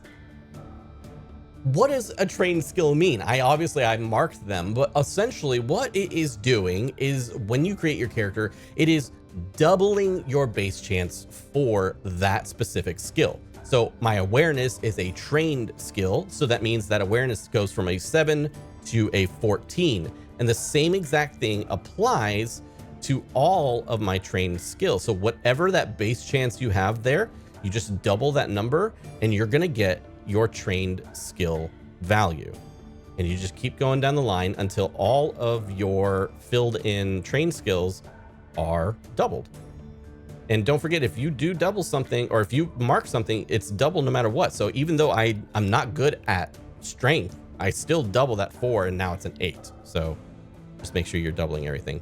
Once you have all your stats doubled, you've trained in all your skills and your skills are completely done. And I'm going to go ahead and unmark all these little dots, all these pips next to my skills, because we're going to actually use this as a tool later when it comes to leveling up. So we have our attributes, we have our bonuses, and we have our skills. The last thing we need to do when it comes to stats and attributes is we're going to determine our movement speed. Now, you can see our movement speed is an agility bonus plus our kin's base move speed. So we need to get our move speed, or I'm sorry, get our agility here, which is 12. We're going to go down to where our movement is, and we're going to put 12 on this little chart here. Now, as you can see, 12 falls between -2 and 2. So it's actually 0. We don't get any kind of bonus, be it negative or positive, when we have a 12 to agility. Now, had I had a 13, it would actually be a +2 to our kin base move speed. But since it's nothing, we just go with our kin base speed, and that is it. That's our movement. So we're just going to put 10 right there. All right. That is it for our skills and attributes and everything like that. Next, we move on to abilities. And abilities here, you'll see innate abilities. It is completely tied to your kin. So whatever type of kin you're playing, you just select that innate ability. The only difference here is if you're playing a mallard, you actually have 2 that you start off with. And in order to add 2, you would just click this add item and then add the second one there. But because we're playing human, all I need to do is click adaptive and it'll show you everything you need to know about that ability. Now you'll see that this has a willpower point attached to it. That means that it takes 3 willpower points in order to use. We'll talk about willpower in a moment, but essentially it's like magic. It is kind of your pool of mana or pool of stamina, if you will. This will just tell you when and how you can use that ability. Now, moving down to heroic abilities, you'll see a much larger list. And remember that this one, when you first start out, is tied to your profession. So had I picked, I think it was a veteran for a fighter, I would just go down and click veteran, and it'll tell me the requirement, if there is any, or if it costs a certain amount of willpower points to use. This one does.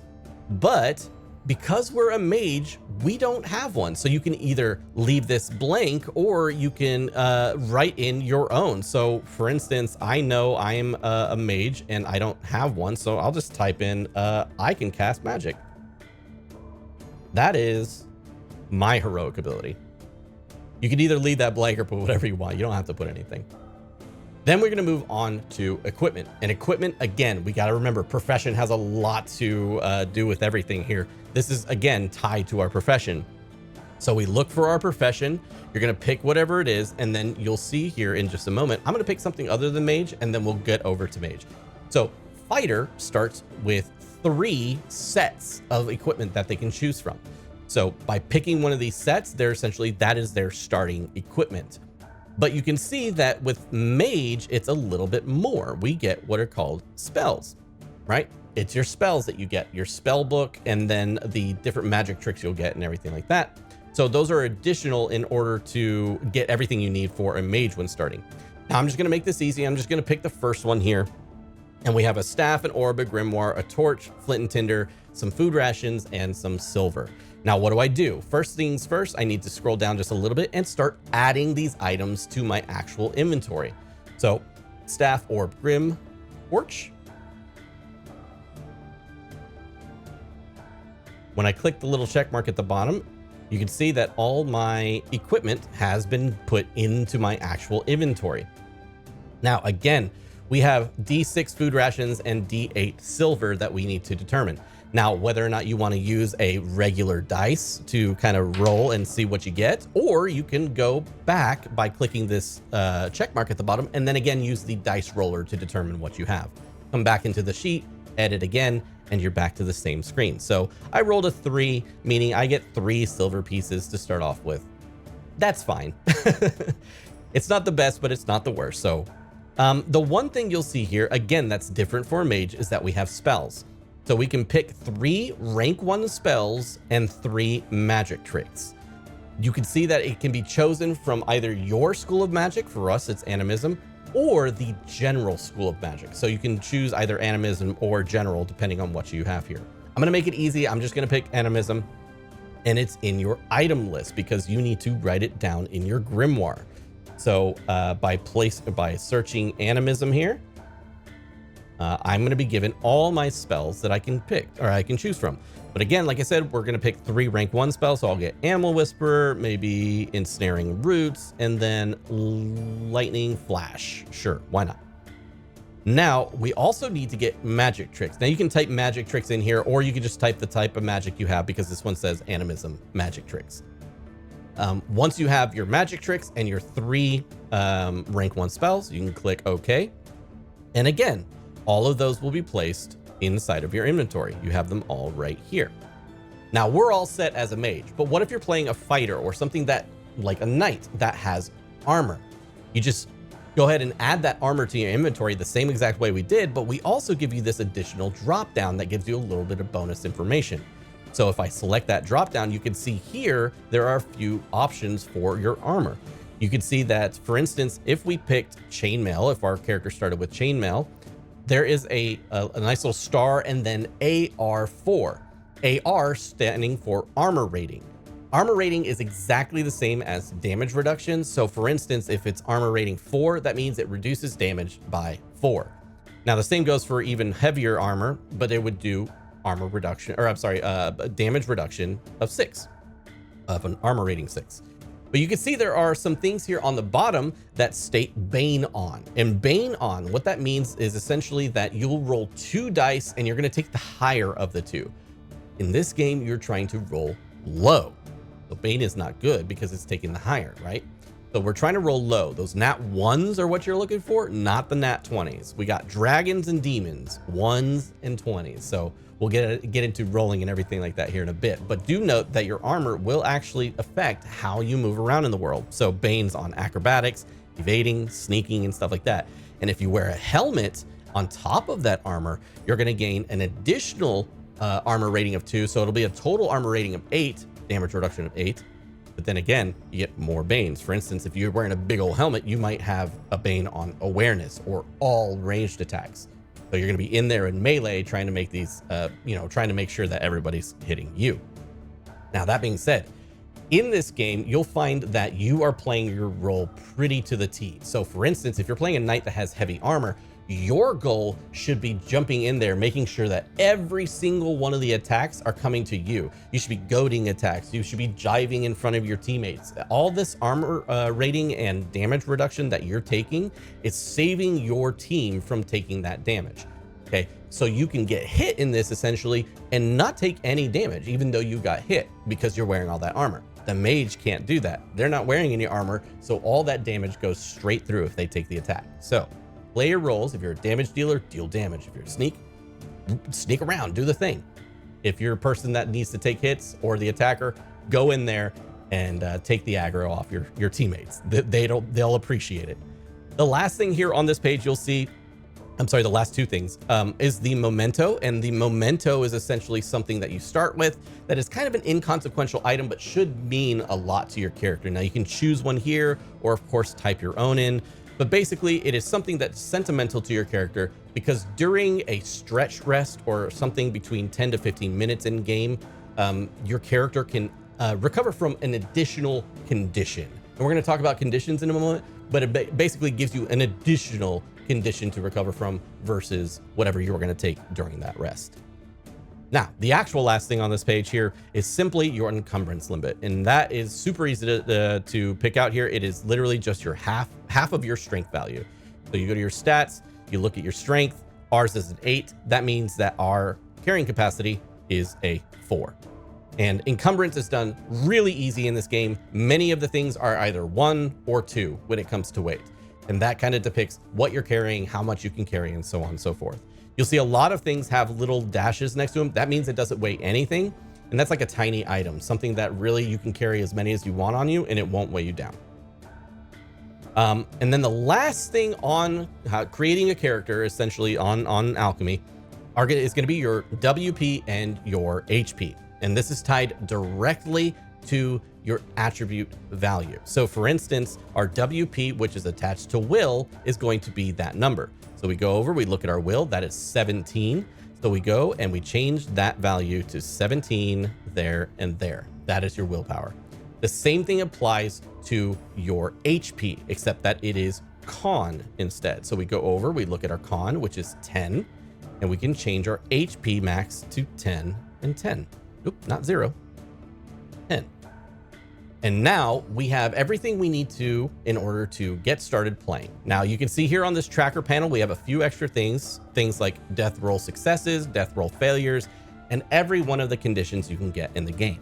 And we'll go over how to track those things in just a moment. Once you're all done, again, make sure you take a look at this character sheet, make sure it's all good to go. You can choose a picture here at the top that will give you an avatar or, depict what your character looks like. You can also type in whatever you want up top. Maybe you want to name your character Dan the Man, because why wouldn't you, right?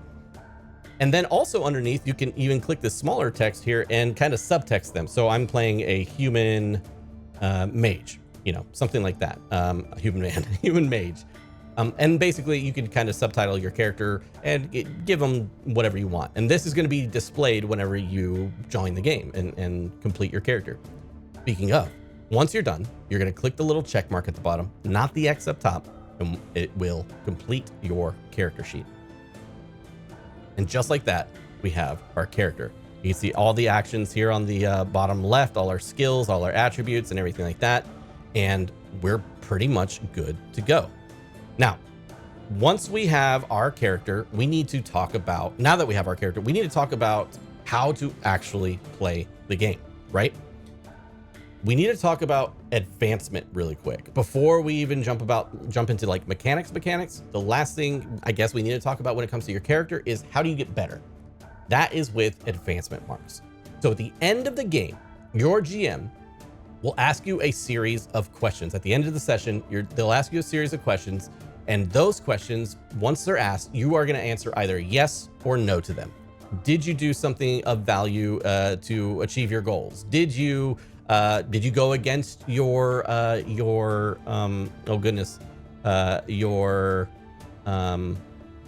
weakness? Did you do something basically special, or did you achieve a goal? If you answer yes to these questions, for every time you answer yes, you're going to go over here to the bottom left of your screen and you will see these little pips. Now, these little pips have to do with your advancement. For every yes you answer, you'll click a pip next to a skill that you want to improve. So for instance, if let's say, answered 2 of those questions yes, I'm going to pick 1 there, and maybe I'll pick writing. I fell off my horse this time, so I don't want to fall off my horse again. So I have attributes and I have writing now. Now, you can also gain pips during the game. So if you ever, for instance, roll a natural 1 or a natural 20 during the game while using a skill. So let's say I was trying to evade out of the way of an attack and I rolled a natural 20, which is bad. That's a demon in this game. I can take it on the chin and deal with whatever that means in the game, but I also need to make sure I mark evade, because at the end of the game, I can try to get better at that thing. So if major fails means that I can try and get better, so does major successes. So if I did the same thing, if I evaded and I did really, really good at it, and I rolled a natural 1, then I can also mark evade. Once you have all your marks and it's the end of the session, this is the time for advancement. And what that means is you're going to take the die at the bottom here. You're going to take a raw D20, means that you're just going to simply click a D20 and you're going to roll that D20. And what you're trying to do is you're trying to get above your base chance for that skill. So I'm trying to get a 4 for acrobatics, for instance. When I roll, you'll see here that I got a 13. I succeeded, meaning that I essentially can level up that skill. So now I go back to my character sheet, edit it, and go to my stats. I will find acrobatics and change that 4 to a 5. And that means that everything I have marked now can basically get an improvement. So I can go over to evade, and I'm going to roll for evade now. So I'm going to try to roll above a 10. So on and so forth with everything you've done. I rolled above a 10, meaning I can go into my character sheet and change that to an 11. Now, of course, you don't have to keep going back and forth. You could roll all of yours to go and annotate which ones actually you can improve. That way you're only in it one time. But this is one of my favorite ways of advancing your character. So every time you play this game, you have the chance of getting better and better and better each and every game, which is really awesome. And it's really satisfying as a player. Now, what happens when you reach the max, right? Because your skills can only reach 18, like I had stated before. So if I get my awareness up to 18, what happens? Well, it doesn't go any higher, meaning I can't put any more pips into that during the game or after the game. But I immediately, when it turns 18, get to choose another heroic ability. So you get better not only in your skills, but then you get to start doing different things, really neat things and magic abilities and all that stuff that take willpower to use. So different ways to level up, different ways to advance at the end of the game. Really cool, really fun. Now, how do we play the game? I keep coming back to this. The first thing that's going to happen is during the game, your GM is going to ask you to make a roll. They're going to tell you to attempt a test, right? So they're going to say, hey, Dan, you walked into the room. Why don't you go ahead and give me an awareness test? Really simple. What do? You click awareness down here, you go to the bottom middle, and you click roll. Really easy. Once that's done, you are looking again for low numbers. So the lower, the better. And what you're doing is you're trying to roll against your own attribute here. I'm sorry, your skill value. So for instance, I clicked awareness and that had a 14 attached to it. So we're trying to get a 14 or below on the D20 in order to succeed. Now you can see I succeeded on that one. Well, what happens if I try something that's a little bit lower? Well, it's a lot harder to get under a 5, for instance, and I didn't do it. I failed. Well, what happens here? There's a little button that pops up called push. If I fail an attribute or a skill roll, a button will pop up that says push. And basically what that means is that you get to re-roll that roll. So I can just sit there and click push, and I'll reattempt to succeed on that thing. And look at that, because I pushed, I succeeded. So you can do that at any time with your skills and attribute rolls, unless it says specifically in the book or your GM tells you you can't. Now, I pushed and I succeeded, but there's a caveat. You can't just re-roll without an issue. So if you choose to push your rolls, what happens is you end up taking a condition. And as you can see on the bottom right, we have a bunch of trackers for your conditions, all the way, each one of these conditions affecting a certain attribute. So for instance, I did push that roll. Even though I succeeded, I need to take a single condition. Your GM will either tell you which condition to take, randomize it, or have you pick it even. So for instance, my GM tells me to take the dazed condition, and that will affect my agility. And what does that mean? That means whenever I go to make a roll, that I need to make any agility test at with a Bane. So basically that means that when I make a roll, it's gonna be harder to succeed on the thing.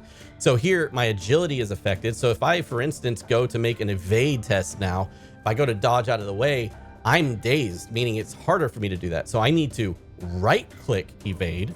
And when I right click evade, a few things will pop up, but we're looking for Bane specifically, and you'll see boons there as well. So if you get boons or things that are good, you can click it that way. Now I want to click Bane because I have a Bane on my agility. And once I do that, I can just click roll. And again, this is going to roll 2 d20, and it's going to take the higher of the two numbers because it's bad. Bane and boon work basically the same way, but boon is the exact opposite. It's going to take 2d20 and roll, or I'm sorry, and pick the lower of the two numbers. And for this one, it was a natural 1, which is a great success. I would be able to pick tap evade on the left there to mark it for advancement and everything like that at the end of the game. A lot of good stuff happens.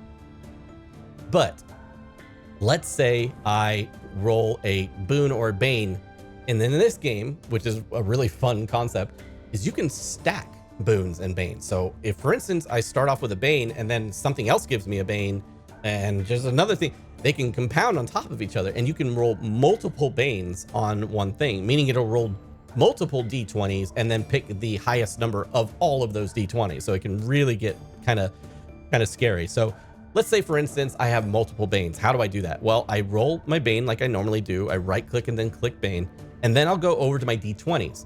And I'll just continue adding d20s depending on how many banes I have. So 1 bane would just be the initial click, 2 banes would be another d20, 3 banes would be even more. So I click the d20s. Once that's all done, I click the same roll button in the center, and it's going to roll all of those and, of course, pick the highest. And as you can see, I would have succeeded on 2 of these different ones, but because we're picking the highest, I failed the roll.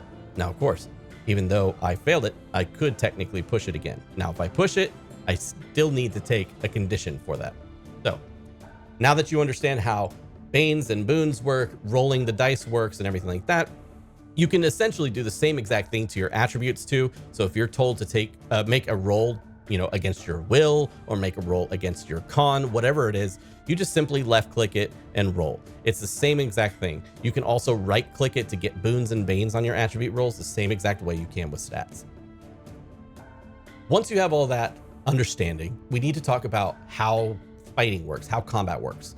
Well, one, we talked about dragons and demons, right? So if you're using a melee weapon and you roll a dragon, you roll in that 1, good things happen. Stuff like you can double your dice damage. Maybe you can attack the person next to the person you're attacking, so you get a double attack. Or you just negate all armor. You maybe find that kink in the armor and you are able to attack it and just negate all their armor and do straight damage to them. There's really different ways you can handle the crit in the moment, depending on whether or not you want to pick a different one. The same kind of thing happens if, on the other hand, so let's say I rolled a natural 20 when I go to attack. That imparts a demon roll.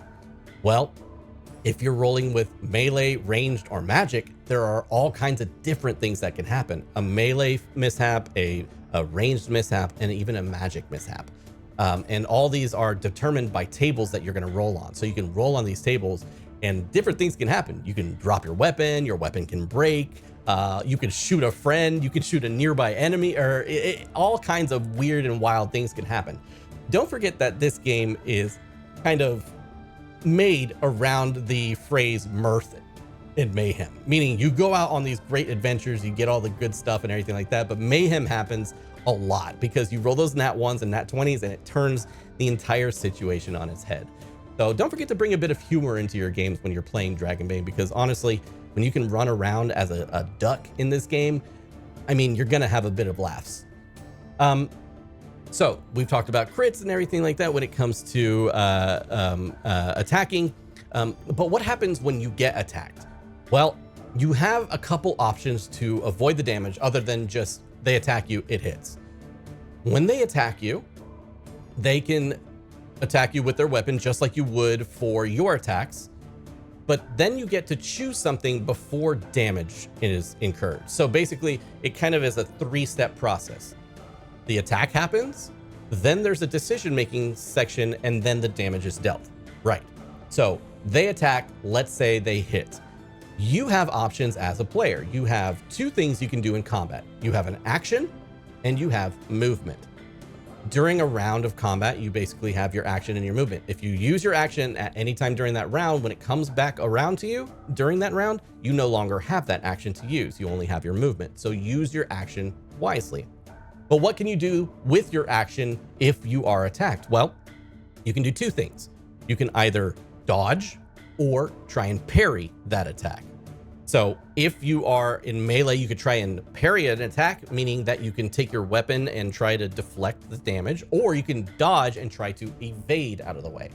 Now, dodge is very simple. All you need to do is when they attack and they succeed, you go over to your evade and you roll your evade. Now, whether or not you succeed or fail with your evade will determine whether or not they completely miss with their attack, meaning they do 0 damage and you just jump out of the way, or you fail on your evade attempt and they just hit you. They just, do the thing. The only thing is because you tried to evade or dodge, you use your action. So you used your action for that round, it failed, and unfortunately, when it comes back around to you, you can't do anything else but move. Now, the other thing you can do is parry. It's kind of like dodging, but when you make a roll, instead of it being evade, you're gonna go down to the weapon skill that you're actually using to parry this attack with. So for instance, I carry a staff around. So I would use my staff to try and parry that attack, right? I'd hold that staff up to try and get it out of the way or dodge or block the attack. So I would roll staves whenever I go to parry. When I go to parry, hey, look at that. I succeed. I greatly succeed, which is a great kind of segue, because there's a couple things that can happen when you go to parry with your attack. Let's say you do succeed. When you parry, they still roll damage, and there's a reason behind that. When you parry the attack, you always need to make sure you check your weapon's durability. So go to your equipment here, find your weapon, and find its durability. This staff has a durability of 9, meaning I succeeded on my parry, and that damage is about to come through. They roll damage. If they happen to roll above my durability of my weapon breaks. The damage is negated, but I can no longer use that weapon in combat until I get it repaired or fixed in some future instance. Now, if they roll the durability or below, then your weapon is fine. You block the hit and you negate the damage. But why would I ever parry versus dodge? You know what I mean? Because you could dodge and not have to risk your weapon breaking, or you could parry and risk that break. Well, there's one thing that parrying gives you that dodging doesn't.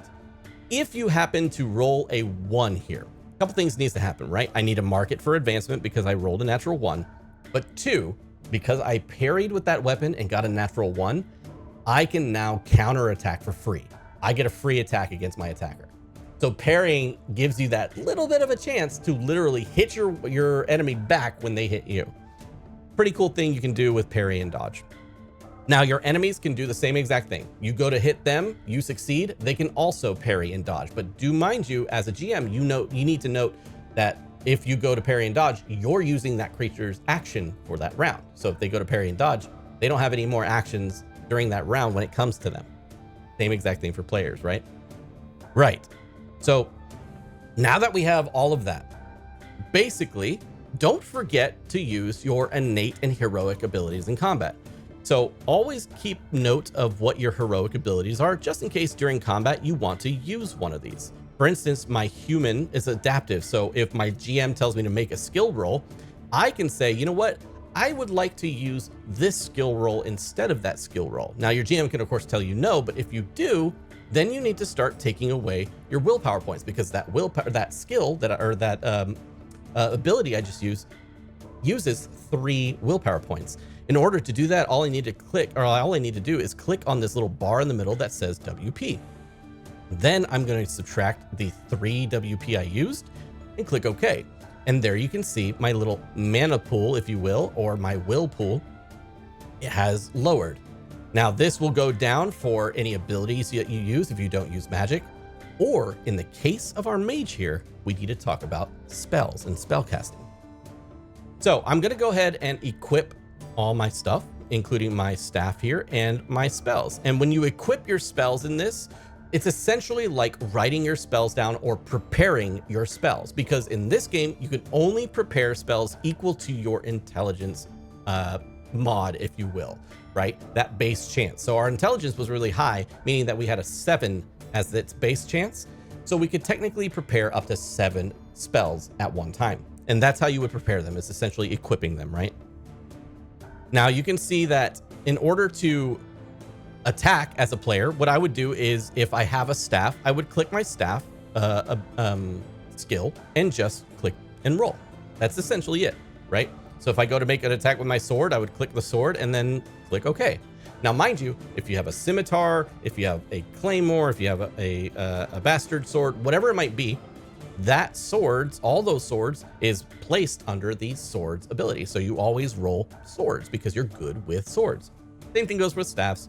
But we have a staff here, and you can see we failed with the roll. I can always, push the roll to see if I succeed. Hey, look, I succeed, but I need to take a condition. All that still applies. But let's say we just succeeded without issue. So we succeeded without issue. The GM says he's not going to dodge or evade or anything like that. Go ahead and hit your enemy. You just go to your actions and you find your staff damage. You click that and you click use. When you do that, it's going to go ahead and roll your staff damage for you. Unfortunately for us, it landed on 1, but you get the point. You do damage that way. Mind you, if you have a plus bonus to your strength or a plus bonus to your agility from your character sheet, don't forget to add that D4 or D6 to it. Now you can do it manually by like clicking the ability that you want to use, for instance, the staff, whatever, roll that. Then you come down to the pool down here. And let's say, for instance, I had a D4, I would then roll that D4 and add that to that. So it'd be 9 total. Or you can go into the item itself or the action itself, you edit it, and you're going to add a roll. And I'm going to say 1, and I'm going to drop down D4. And now, whenever I roll that item, anytime I roll that item, because I always have this bonus with me, anytime I roll it, it'll roll both of those dice in one single go. And it shows me the total. So I never have to worry about adding those dice ad hoc anymore. But we're talking about magic, right? Well, magic in this game is, again, a little bit different when it comes to how it's cast. First and foremost, before anything happens, you need to know that in order to use a spell, you actually need to roll to see if it even goes off to begin with. Okay, it doesn't automatically shoot the spell out. So what you need to see here is that we have several to choose from. Let's say, for instance, I wanted to use Lightning Flash. That is the spell I want to cast. The spells in this game come in 3 different flavors: power level 1, power level 2, and power level 3. Each one costing a different amount of WP. Not each spell, but each power level. So if you're casting the spell at power level 1, it's 2. Power level 2, it's 4. Power level 3, it's 6. So it increases by 2 WP per power level spell power level. So let's say I wanted to cast Lightning Flash at power level 2. Simple. That's 4 WP.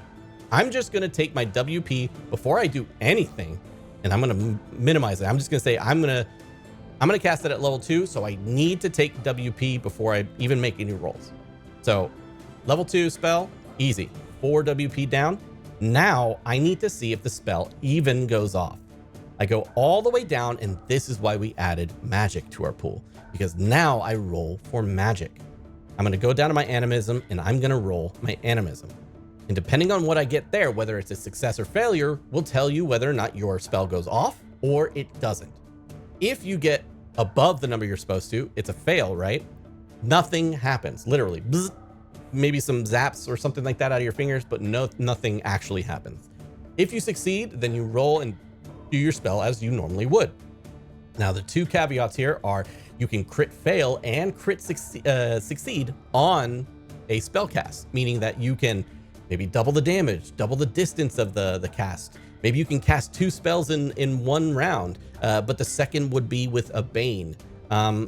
Some other things that you can do with crits, but with fails too. Don't forget we have magical mishaps, so that is going to incur all kinds of wild things. Again, remember that mayhem portion coming in here. But we succeeded with our spell, so we need to go over to Lightning Flash, click it, and now we can use it. And when we use Lightning Flash, you'll see here in the journal that it has given us everything we need to know about the spell. You call down a flash of lightning from the sky. The spell is cast successfully, so that means the target takes 2d6 damage. And the lightning flash continues to another random target within 2 meters of that target, 1 square, inflicting another 2d4 damage. Now, that's just the original cast, but we cast it at power level 2. Continue on, and it'll tell you the increase of what that means. So each power level beyond the first increases the number of dice rolled for damage by 1.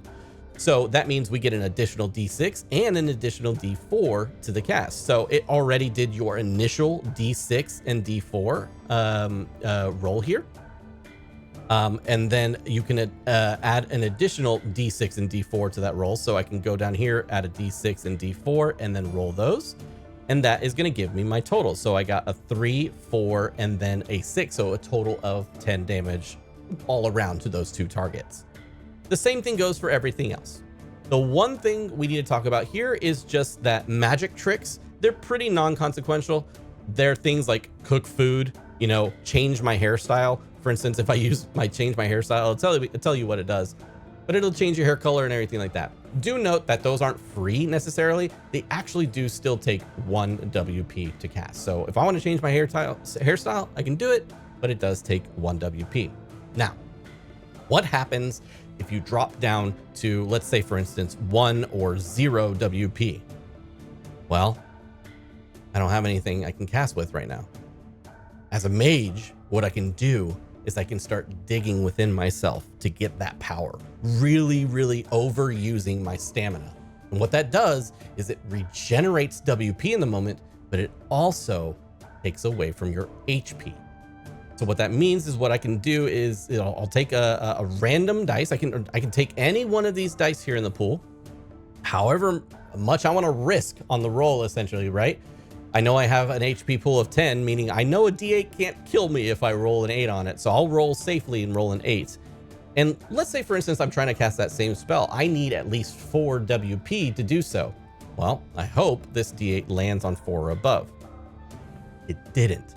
So what that means is that no matter what, I immediately take that damage. So I took 2 damage. My WP would only go up to 2, meaning I can't cast the spell that I wanted. I can only cast it at level 1, or I can't cast it at all at level 2.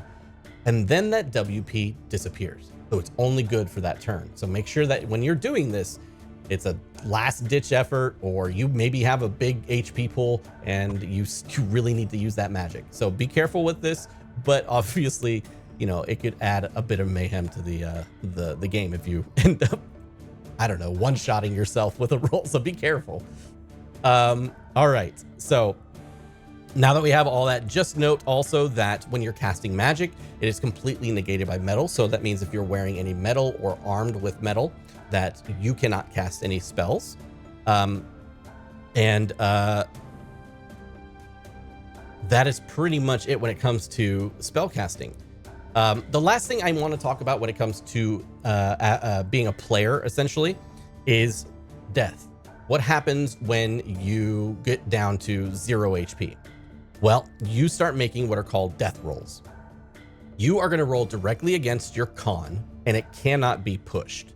So what you do is you go up to your con, and let's say, for instance, you drop down to 0 HP. It comes back to your turn. You need to roll against your con. So it's literally just a straight con roll, and you are going to check whether or not you succeed or fail on that roll. Whether the result is a success or fail, you can come over to your trackers and start tracking them. And you can see we have 3 circles for each one. Each pip annotates either a success or fail down the line. But if you get 3 successes, you will take a D6, roll that.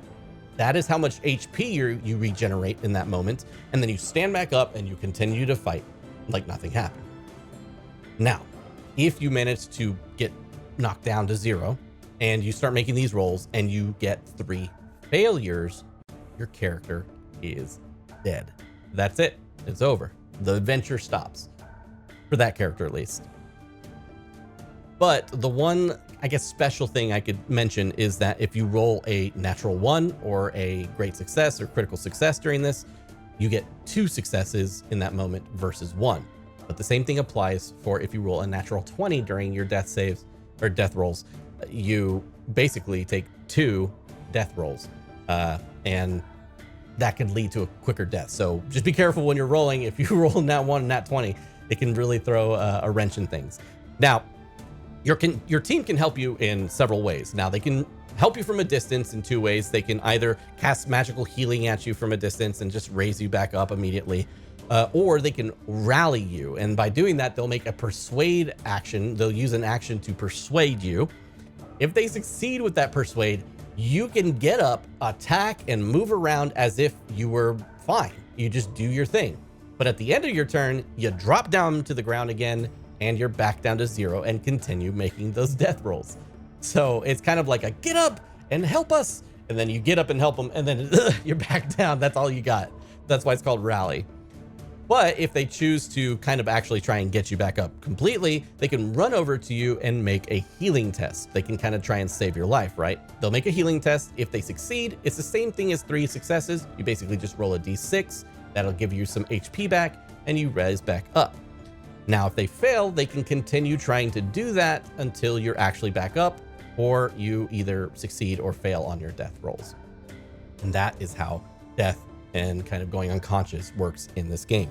The last thing I would say about when it comes to death is there is a instant kill moment in this, and that is if they double your max HP in like negative numbers, essentially doubling your max HP in damage, right? So if I had 8 HP and they do 16 damage to me, taking me to 0, and then another 8 past it, then that one shots me. I can't start making any death rolls or anything like that. I'm just dead. All right, so be careful for those moments where you're stuck and you're gonna get hit by a really hard hitting monster, because 8 HP is not a lot and you can get one shot pretty easy. So be careful, especially if you don't have that armor rating.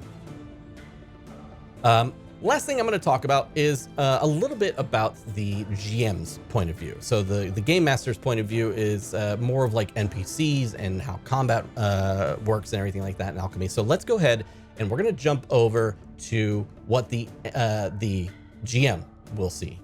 Right, now that we're back here, we're going to go ahead and jump to a scene that I know has a battle map and some things on it. We're going to go over to the opening scene. We'll play that. And now that we're here, we can open up the tactical menu here, and we can even open up our NPCs tab, and it'll tell me the different creatures that are in the scene. Now, regular creatures, maybe like, for instance, let's do goblins, right? Goblins are pretty common here. We'll do a goblin scout and say, okay. There are 2 different types of enemies that you'll find in this game. You'll find regular NPCs that you fight, and then you'll find monsters. They work in 2 different ways. The NPCs essentially work just like a player character. So when you're playing an NPC and you're fighting your players, you're doing the same exact things. You're making those skill rolls in order to attack. You're doing those dodge or parries in order to maybe evade their attacks. And then you're dealing damage with that weapon. Pretty easy. The one difference is that there are creatures called monsters in this game. And let's say, for instance, I view my monster and let's see here and go to their character sheet. You'll see that this character sheet looks a lot different than the ones for NPCs. So instead of having like, you know, maybe a bow skill and evade skill, these have what are called monster attacks. You'll find that in Dragonbane, these monsters never miss, meaning that on their turn, if it gets to their turn, they're going to roll a they're going to roll whatever their table tells them to roll. So for instance, this Warg Rider that we have here, this Warg Rider will roll a D6. So a D6 will determine what they do in combat. So I see here my monster has 6 moves, so I'll back out and I can go back to my dice roller and roll a D6. When I see what that roll is in chat, I can go back to my my character sheet. I see that I rolled a 4, and I see now that it has a Battle Shout ability. And this says the Warg Rider rallies his underlings. All remaining scouts get a boon to all attacks until the Warg Rider's next turn, essentially giving his team a boost, right? But let's say, for instance, it lands on something that has an attack attached to it or something like that. Well, we actually have a bunch of actions already for you. So for instance, let's say it lands on a 1 and it uses Pounce. Well, I can actually go over to my actions panel and click Pounce, and that automatically has the damage attached to it. Now, if this says additional information, like for instance, Pounce, you know, or for instance, Warg Bite, it grabs them and it also throws the character. Do note that that throw portion of it is kind of based on whatever you want to do, following along with the attack, but it's not based in the attack damage that shows up in the journal. So you'll see, for instance, maybe the 3 damage that it does, and then you need to say, hey, you're also thrown 2d4 meters and land on the ground. Now you'll see that meters is what they use in this, and each square is represented as 2 meters. So whereas maybe you're used to each square being represented as 5 feet, they're represented as 2 meters. A really easy way to determine how many squares you get to move, depending on how many meters you have in movement, you basically just divide the movement by 2, and that's how many squares you get to move. So for instance, if I have a movement of 10, then I can move 5 squares. Same thing for anything else, you just divide it by 2, that's how many squares you can move. Now, as I said, these creatures can evade and dodge just like any others. Monsters can also evade and dodge if you would like to have them. There is a global monster dodge and parry attack or move action, excuse me, that allows you to do so. All you need to do is click that, and it basically tells you whether or not you evaded, dodged, or were able to get out of the way, that kind of thing. I guess the last thing I need to talk about when it comes to, or a couple things when it comes to monsters, is that there are some abilities that have a fear attached to them. So this one, for instance, this Ravenous Howl has a fear save or a roll attached to it. For instance, it tells them to make a will roll to resist fear, and a lot of monsters will have fear.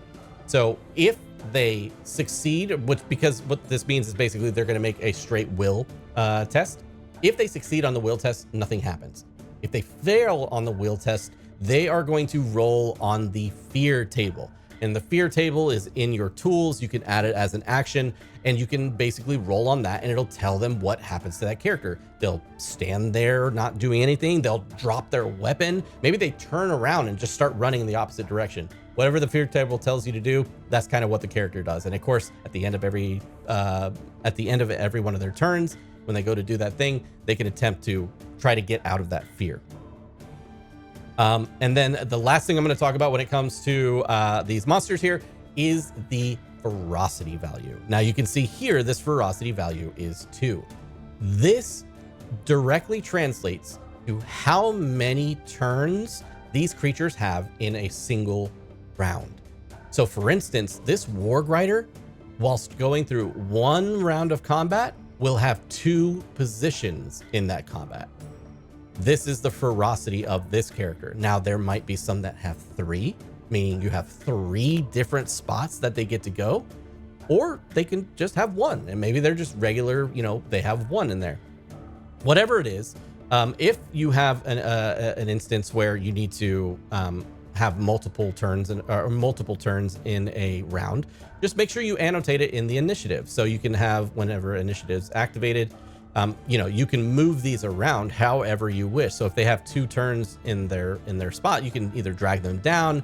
You can also duplicate the tokens, so that way you have 2 actual tokens, noting where they are. Do note that at the start of the round, you'll see this little symbol next to your initiative. And what this symbol is essentially tells you where the top of the round is. It's really important in Dragonbane because once you get to the top of the round again to start the next round, let's say for instance, you're going down, you go to the next person, you go down again, and then finally you make it back up to the top of the round.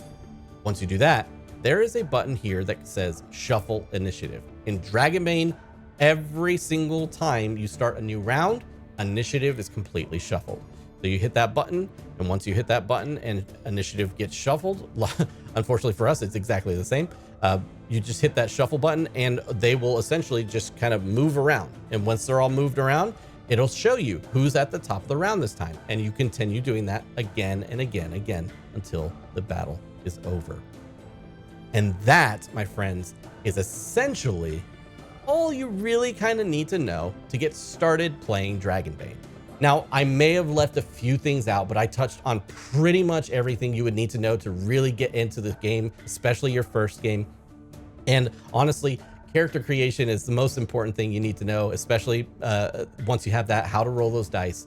But you've got all the things you kind of would need to know in order to play the game. Now, running the game, you might need to do a little bit more reading, maybe on rules like poison or how to buy and sell items and such. But you've kind of got the basics, and that's kind of the goal of this whole thing. So I hope that you were able to get something out of this that you can now take to a table and start running or playing as soon as possible. I want to thank you very much for joining us today. If you're watching on YouTube, I appreciate you hanging out as long as you did. If you can, go ahead and drop a subscribe to the channel to get notified when we drop our next videos. And we do extra tutorials on things. We do trailer videos. We do updates on our platform, so you get to know what's coming up in Alchemy via either a new game or even a new capability that we can do on the platform. So subscribing to the channel, one, really helps us out, but of course helps you out in keeping up to date with Alchemy. So again, I want to thank you so much for joining us today, and wish you all the best and have so much fun playing Dragonbane. Thank you all and have a good day. Bye, everybody.